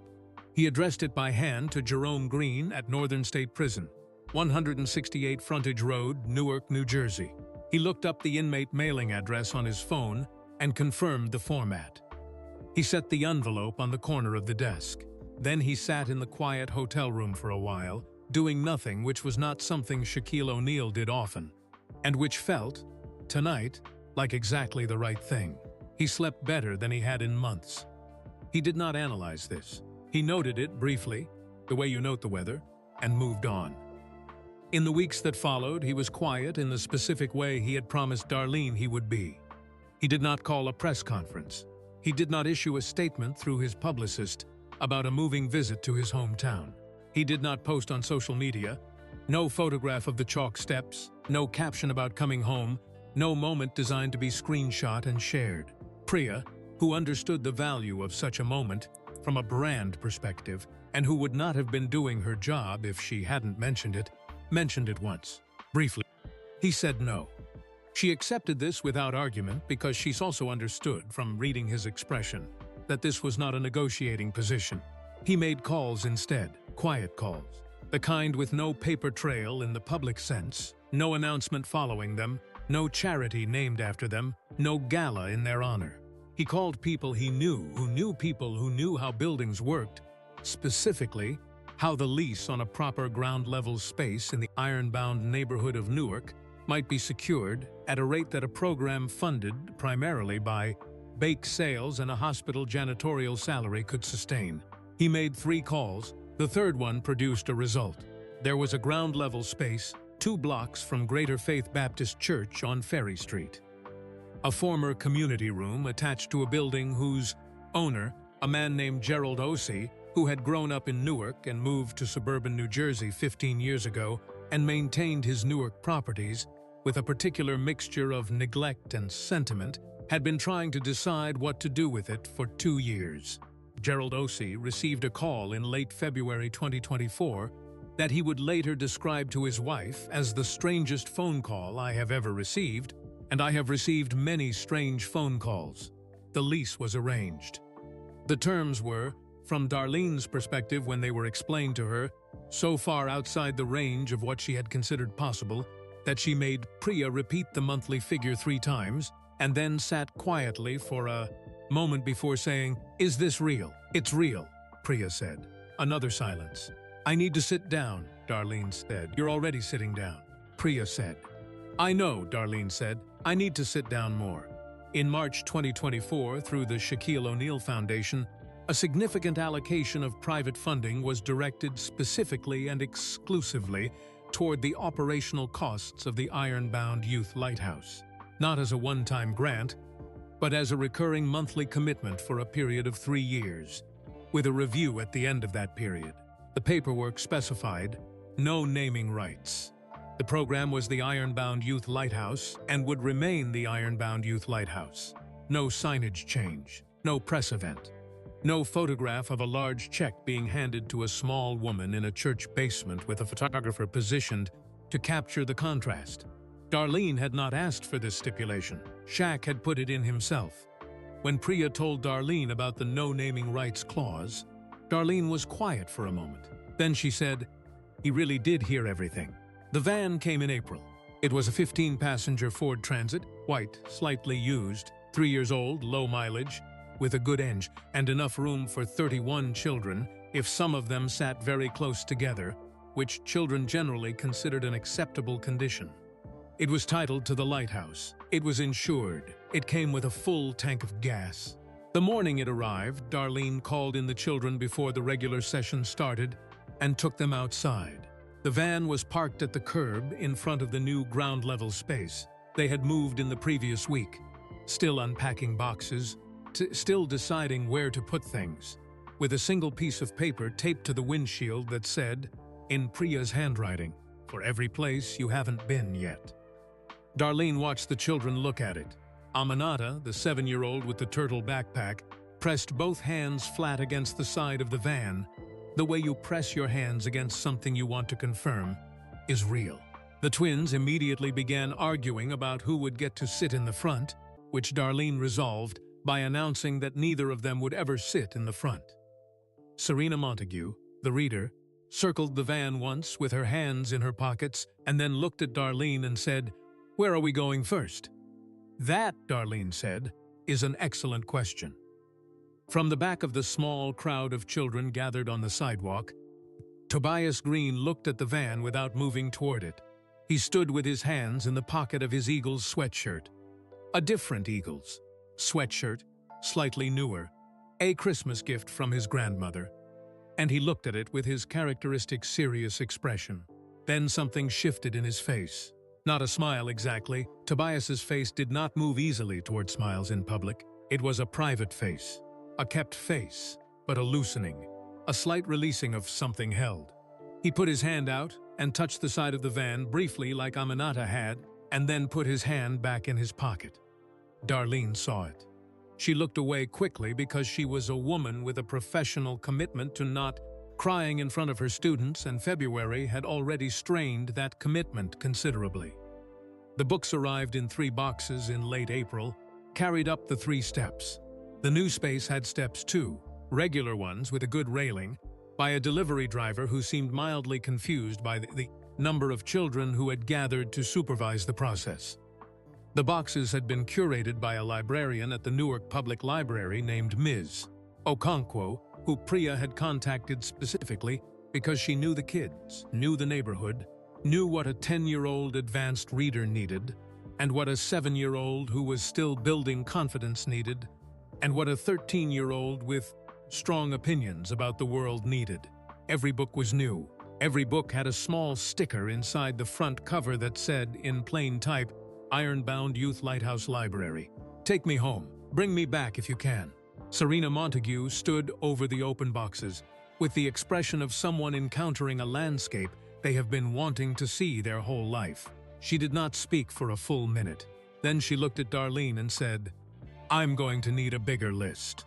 He called Darlene personally on a Sunday afternoon in late March. Not Priya on his behalf, not an email, a direct call from his own phone on a Sunday, which she received while sitting in her kitchen eating lunch, and which caused her to look at the caller ED 3 times before answering because she had not yet stored his number, and the area code looked like Atlanta, and she could not immediately think of who she knew in Atlanta. They talked for 47 minutes. She did not record it. He did not record it. Nobody was taking notes. It was a conversation between 2 people from Newark who had both, in different ways and from different distances, spent their lives trying to do something useful with what that city had given them. He asked about each child by name, all 31 of them. He had memorized the names from the day at the lighthouse. Not perfectly. He got 2 wrong, and she corrected him, and he corrected the notes in his phone, and he asked specific questions. How was Deshaun doing with the astronaut thing? Had Serena hit 50 books yet? Were the twins still fighting about the pilot versus chef question, or had one of them conceded? Darlene answered each one. She was not by nature a sentimental woman. Sentiment was a luxury that people running programs on janitorial salaries and bake sale revenue could not always afford, but she allowed herself on this particular Sunday, while the lunch went cold in front of her, to feel the full, uncomplicated warmth of being asked about the children she loved by someone who had taken the time to know their names. Near the end of the call, she told him about Tobias and the van, the hand on the side, the loosening in the face. Shaq was quiet for a moment. "Has he heard back?" he asked. "About the letter." He had mailed his letter to Jerome Green in early March. He did not know if it had been received.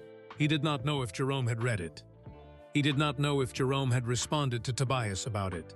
He had sent it into the system, the slow, bureaucratic, strip everything of its urgency system of prison mail, and then he had waited with the patience of someone who understood that some things could not be hurried. Darlene said, "Tobias told me his grandmother got a letter from his dad last week." Shaq waited. He said his dad wanted him to know that somebody from Newark heard him. She paused, and that he was proud. The line was quiet. "That's all?" Shaq asked. "That's everything," Darlene said. He has visited the lighthouse 3 more times since February 2024. Each visit was arranged through Darlene alone, with enough notice for her to ensure the right children would be present, but not so much notice that it became an event to prepare for. He comes without cameras, he comes without a publicist or a statement or a planned social media sequence. He comes, Darlene has said, the way the boiler repairman comes, announced enough that you know to expect him, but without ceremony, without expectation of reception, simply arriving and doing what he came to do. The children have stopped treating his arrival as an extraordinary event. This is the most important sentence in this paragraph. They have stopped treating it as an extraordinary event. They greet him. They show him things. They argue with him about basketball and food, and whether a pilot or a chef is the more useful profession. Precious Uwandu, who has not softened her fundamental assessments of the world or of him, gave him a typed list in his 3rd visit of 7 specific things she believed were still wrong with the neighborhood and which she expected him to read and respond to in writing, which he did, which she received with the expression of someone who had expected less and was recalibrating accordingly. The school still doesn't have a gym. This is also important to note. Not everything is fixed. The bus route that was cut has not been restored. The community pool has not reopened. The large structural facts of the neighborhood remain what they were. One man's return, however genuine, however funded, does not rebuild what decades of disinvestment took down. Precious Uwandu knows this, Darlene Okafor knows this, Shaquille O'Neal knows this, and has said so directly, more than once, in conversations that did not make the news because they were not conducted in front of cameras. What has changed is smaller than the large structural facts and more durable than any single check or headline. What has changed is that 31 children, now 34, because 3 new kids enrolled when word spread that the lighthouse had moved to a real space with real books and a van, have updated something in their internal accounting of what is possible. Not in the inspirational poster sense of what is possible, in the specific, concrete, evidence-based sense. They have seen a person who left come back. They have seen promises replaced by actions, in the correct order, without fanfare. They have seen someone sit down on the floor. These are not small things in the economy of a child's developing worldview. They are exactly the size of things. Marcus Tibbs finished the drawing, not just the one he had started on the sidewalk outside the lighthouse on February 6, 2024, the portrait, the face under the disguise. He finished that one the day of the visit, and it was the one that would end up on the wall, the pencil portrait of a large man sitting cross-legged on a floor surrounded by children, hands open in his lap. But he also, over the following weeks, completed the drawing he had started on the floor of the lighthouse during the 4 hours. The full room drawing, the rows of children, the yellow walls, the photographs, the low ceiling.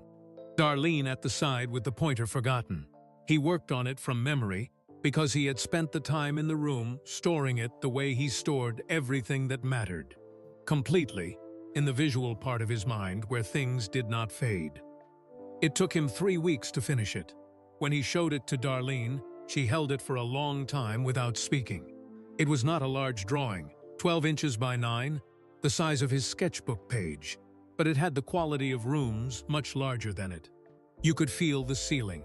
You could feel the yellow.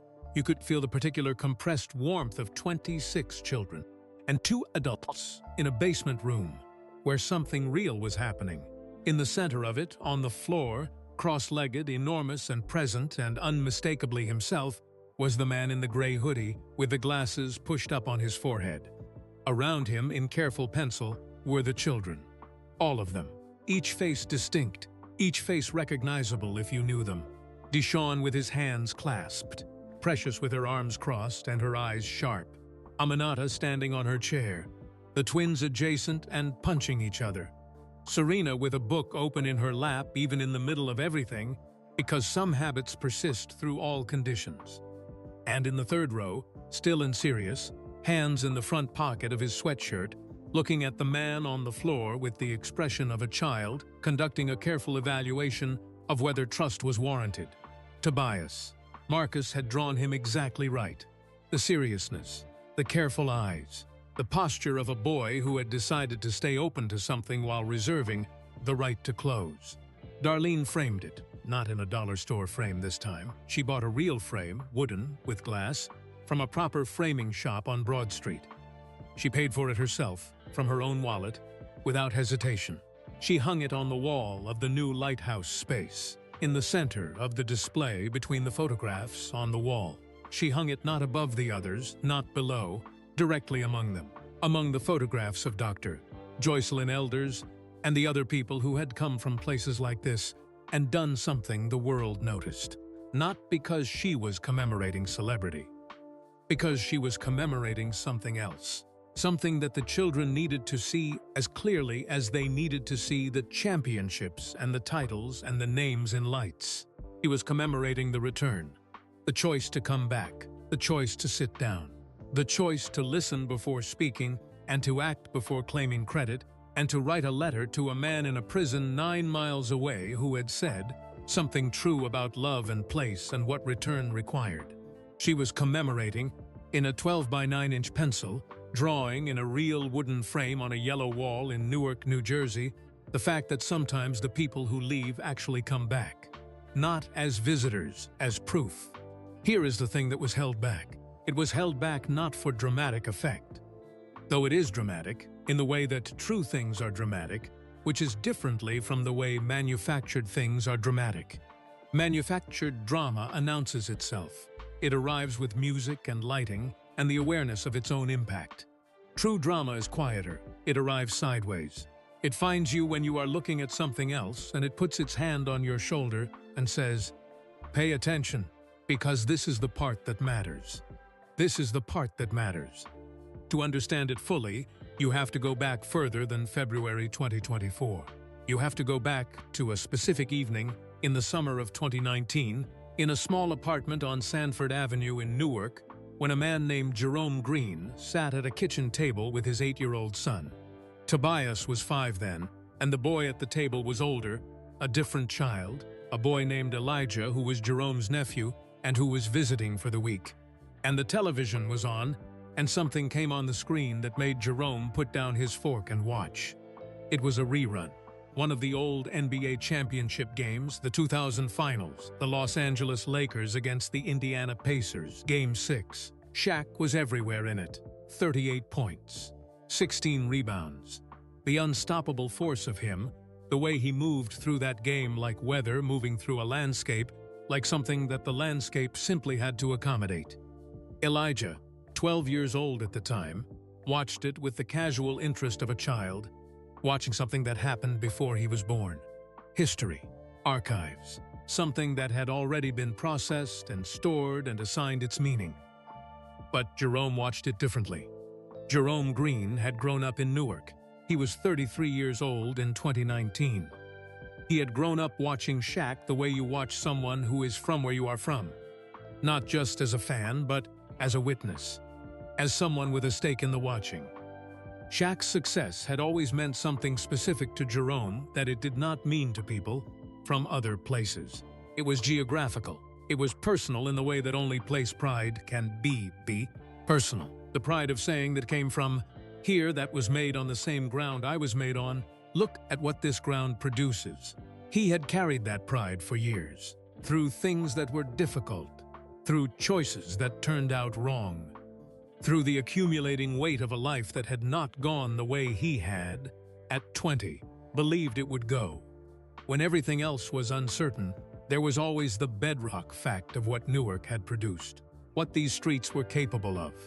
He looked at the television and he said, not really to Elijah, more to the room, more to himself. That's what the city makes. You remember that? You come from the same place he comes from. Never let anybody tell you that where you're from determines where you end up.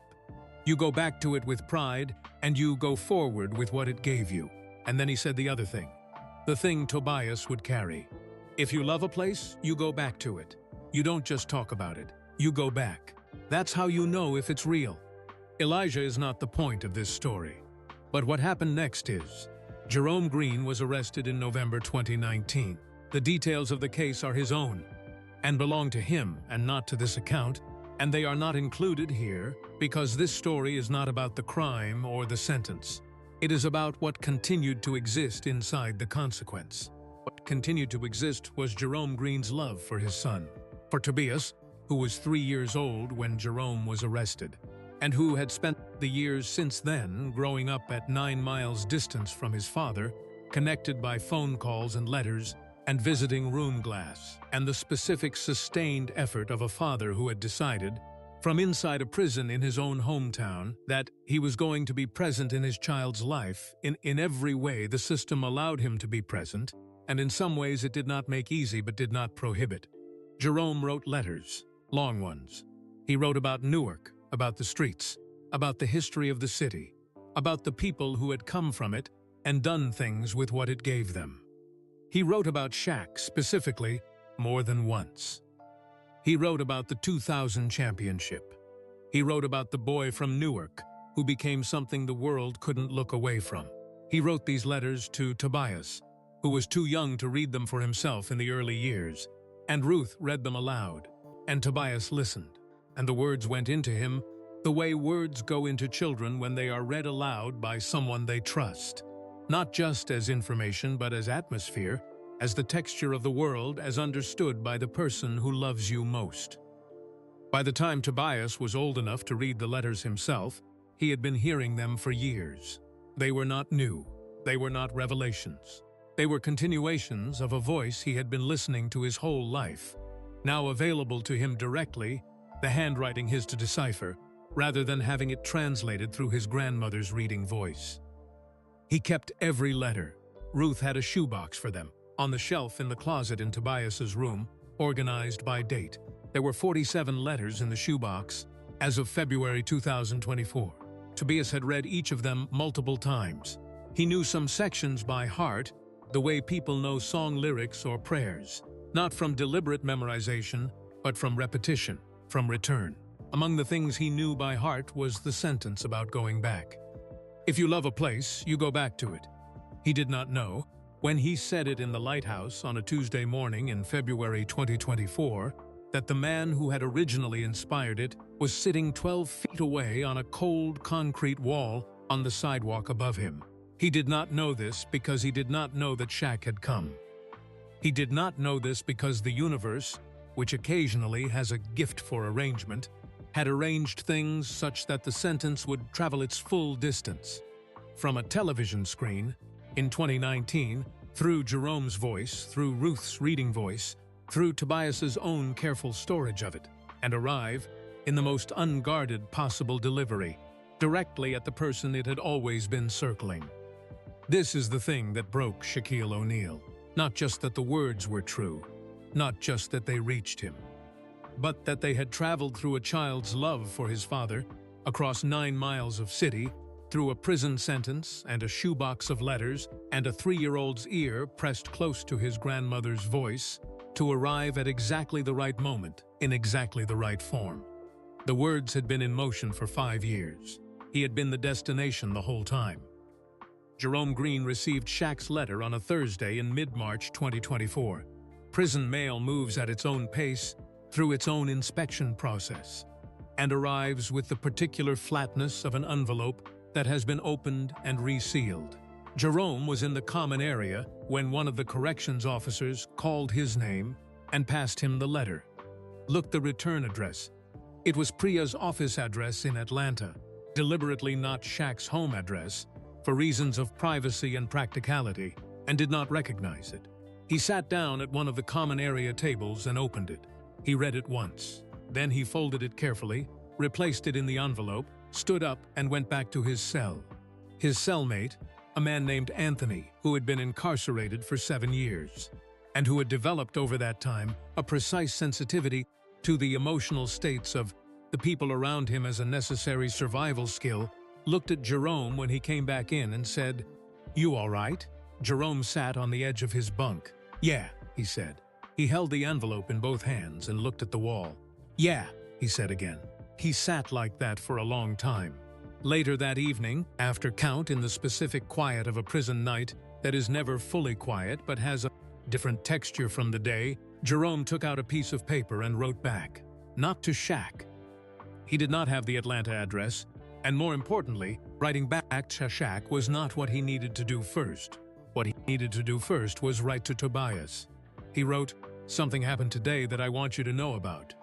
A man heard you, son. A man from the same streets we're from heard what you said, and it reached him the way I always hoped my words would reach you. Not because they were famous words, but because they were true ones. I want you to know that what you carry from me isn't just mine anymore. You made it travel. You made it do something in the world. That's yours. That belongs to you." He wrote other things too. He wrote about the 2000 championship because he always wrote about it when he needed to remind both himself and Tyus of what Newark was capable of.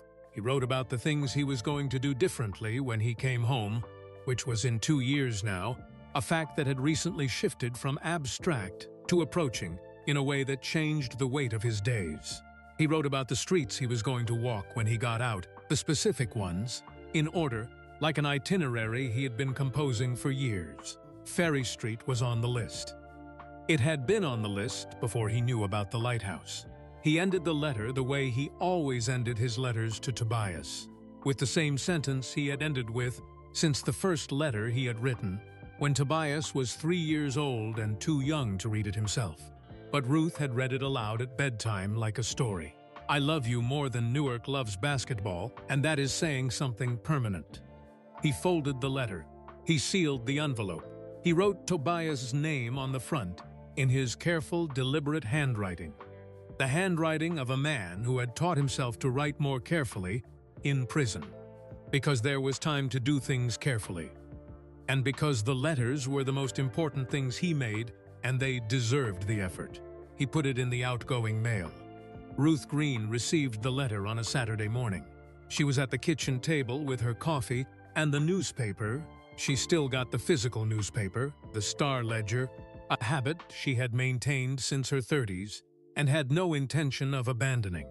When the mail came through the slot in the door and landed on the hallway floor with the small flat sound of Saturday mail, she got up with the particular care of a woman with a bad navigating a cold morning, floor in socks, and she gathered the mail, and she saw Jerome's handwriting on the envelope, and she set the rest of the mail down and opened his letter first the way she always did. She read it standing in the hallway. She read it twice. Then she went to the doorway of Tobias's room. He was awake. He was always awake early, another quality he had inherited from Jerome, who had never in his life slept past 6:30, lying on his bed with his sneakers on, looking at the ceiling in the particular way of a child who is thinking about something with their full attention. "Toby," she said, "come to the kitchen." "Your dad wrote." He came. She read the letter aloud. She always read Jerome's letters aloud to Tobias even now, even though he was old enough to read them himself, because this was the ritual they had built. And the ritual was part of what the letters meant. The reading voice was part of the letter. It had been since he was 3 years old.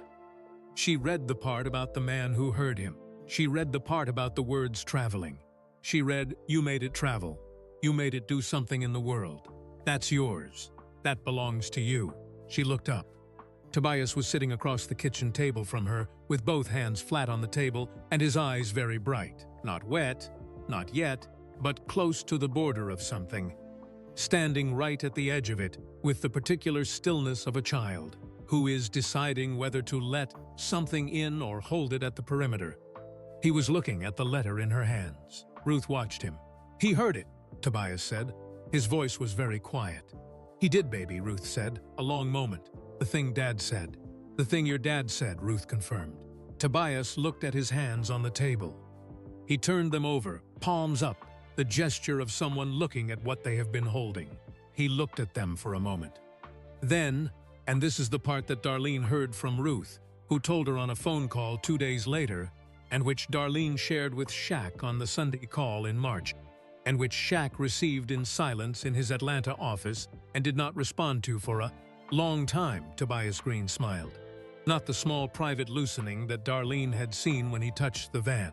Not the reserved, measured adjustment of a face that kept itself carefully. A real smile. The full, unguarded, face-changing smile of a child who has just received something they did not know they were waiting for, and whose body, without asking permission, has responded with the total honesty that children's bodies have before they learn to moderate it. He smiled the way you smile when something your father told you turns out to be true. When the thing he said about love and place and going back turns out to be not just words but an event that happened in the real world, that moved through real people, that arrived. When the letters in the shoebox turn out to have done something. Ruth looked at her grandson smiling across the kitchen table, and she put Jerome's letter down very carefully on the table, and she pressed both hands, flat on it, the way you press your hands on something you want to keep from lifting away, the way Darlene had once pressed her hand against a photograph on a wall. She did not cry. She was Ruth Green. She had raised children twice, one knee-bad, newspaper every Saturday, coffee first, no exceptions. She did not cry at kitchen tables on Saturday mornings, but she breathed in slowly through her nose, and she looked at Tobias smiling, and she thought about Jerome 9 miles away, who had written words to a child for 5 years, who had said true things in letters that traveled through a correction system and arrived with flattened envelopes and the smell of institutional processing, and who had never, through any of it, stopped saying true things, because he believed. Jerome Green believed this with the uncomplicated conviction of a man who had decided what he stood for and stood there, that the truth, sent with love, would eventually arrive, and it had.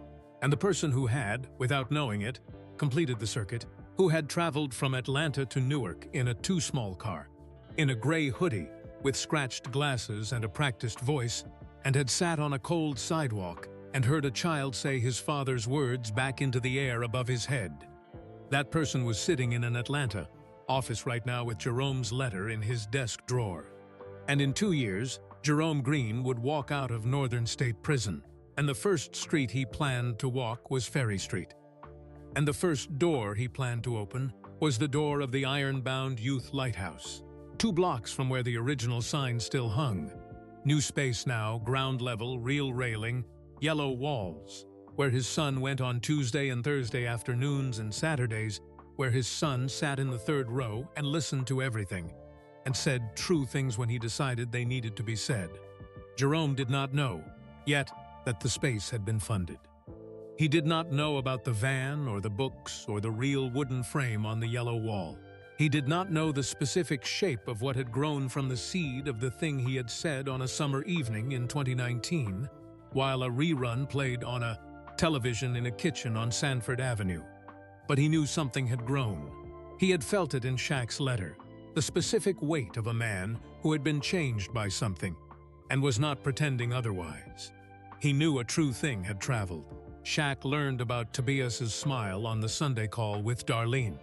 He learned it the way he had learned everything important on this particular journey, not from a headline or a broadcast, not from a curated moment designed for maximum impact, but plainly through the voice of a woman who had been paying attention and knew how to report what she saw.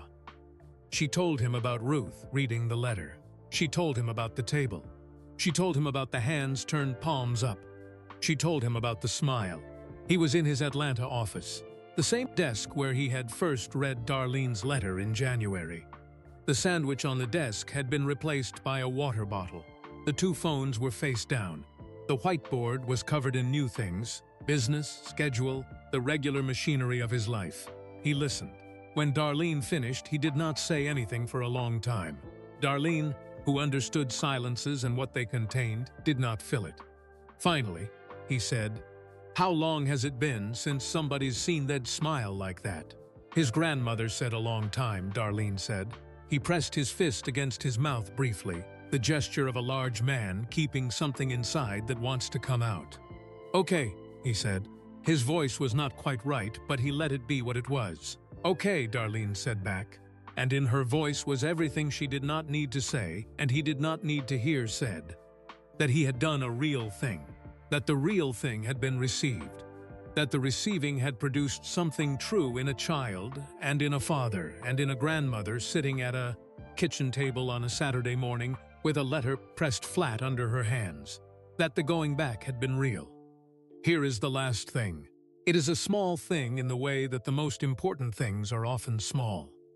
On the wall of the iron-bound youth lighthouse, among the photographs and the framed pencil drawing and the index cards with their careful handwritten labels, there is a new addition. It was not put there by Shaq. It was not organized by Priya or funded by the foundation or noted in any document associated with the Shaquille O'Neal organization. It was put there by Tobias Green on a Thursday afternoon in April 2024, 2 months after the visit, with a piece of blue painter's tape and a careful hand. It is not a photograph. It is a letter. Or rather, it is one sentence from a letter. The sentence Tobias asked his grandmother to copy out for him on a clean piece of paper in Ruth's careful handwriting, because the original letter lived in the shoebox in the closet and had to stay there, safe and permanent and private. Ruth copied it out on a piece of white paper in her best handwriting, which was very good. The sentence was this: "If you love a place, you go back to it." Tobias taped it to the wall himself. He put it at the bottom of the display, below the photographs and below the drawing, where the children sitting in the front row would see it at eye level. Not above everything, as if it were a commandment. Not in a frame, as if it were finished. Just on the wall, in a grandmother's handwriting, on a plain piece of paper, at the eye level of a child. Darlene saw it when she came in the next morning.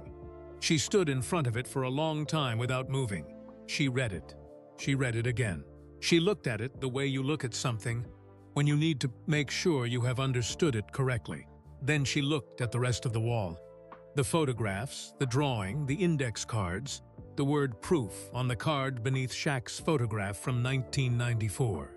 And she did not change anything, because the wall was right, because a 9-year-old who had stopped putting a hero up in his head had started putting him back, because a 13-year-old with strong opinions about what giving back actually meant had a typed list of 7 problems that she had handed to a famous man and received a written response to, because a boy with paint-stained fingers had drawn the truth of a morning and hung it in a real wooden frame, because a van was parked outside with a full tank of gas and the whole unknown world available through its windshield, because a man in a prison 9 miles away was 2 years from the door and had a street to walk and a lighthouse to enter and a son to sit next to in the 3rd row, because sometimes the people who leave actually come back, not with noise, not with cameras, not with the managed, lit, photographed performance of return, with a gray hoodie and a pair of scratched glasses, and a rented Chevy Malibu, and the willingness to sit on a cold wall and listen before they enter. With a letter written on hotel stationery with the logo torn off, mailed to a man whose words had been traveling for 5 years, looking for the right destination. With the understanding, hard-earned, late arriving, absolutely real, that going back is not a gesture, it is a practice. It is a choice you make again and again on ordinary Tuesdays, without announcement, with cold on your face, and your breath fogging in the air ahead of you. It is the way you prove that the place made you, and you know it, and you will not forget it again. It is what love looks like when love is not performing. On a wall in Newark, New Jersey, in a room painted the yellow of late afternoon light, a sentence written in a grandmother's careful handwriting says, "If you love a place, you go back to it." Below it, the chalk horse on the steps outside has been refreshed. Someone, Aminata probably, with her 7-year-old's commitment to color, and her certainty that beautiful things should stay beautiful. The lines gone over in fresh white, chalk, the mane fuller this time, the legs more confident. The crooked giraffe is still crooked. The lopsided star at the bottom is still lopsided. The left side still slightly off, the way it has always been, the way it will probably always be. And every Tuesday and Thursday afternoon and all day Saturday, children come down those steps and step over the star on their way inside, into the yellow room, toward the wall, toward the sentence at the bottom of it. And the sentence is there, and it is true, and it is enough. Before you go, we want to hear from you. Drop a comment right now and tell us, where are you watching from? Are you watching from Newark? From across the country? From somewhere on the other side of the world? Because kindness and love for where you come from, that has no borders. That travels everywhere. Just like Jerome's words traveled 9 miles through a prison wall and found their way to the right heart at exactly the right moment, If this story meant something to you, hit that like button right now. Not for the algorithm, not for the numbers, but because every like tells us that stories like this one, real stories, human stories, stories about going back and sitting down and listening, are worth telling. And we will keep telling them as long as you keep showing up for them. And if you are not subscribed yet, hit that subscribe button and join this community. Because we are building something here. A place where real stories about real people doing real things for the right reasons get the attention they deserve. Where kindness is not soft, it is the strongest thing in the room. Hit subscribe, spread kindness. And right now, click on the video appearing on your screen. Because the next story is already waiting for you. And trust us, you do not want to miss it.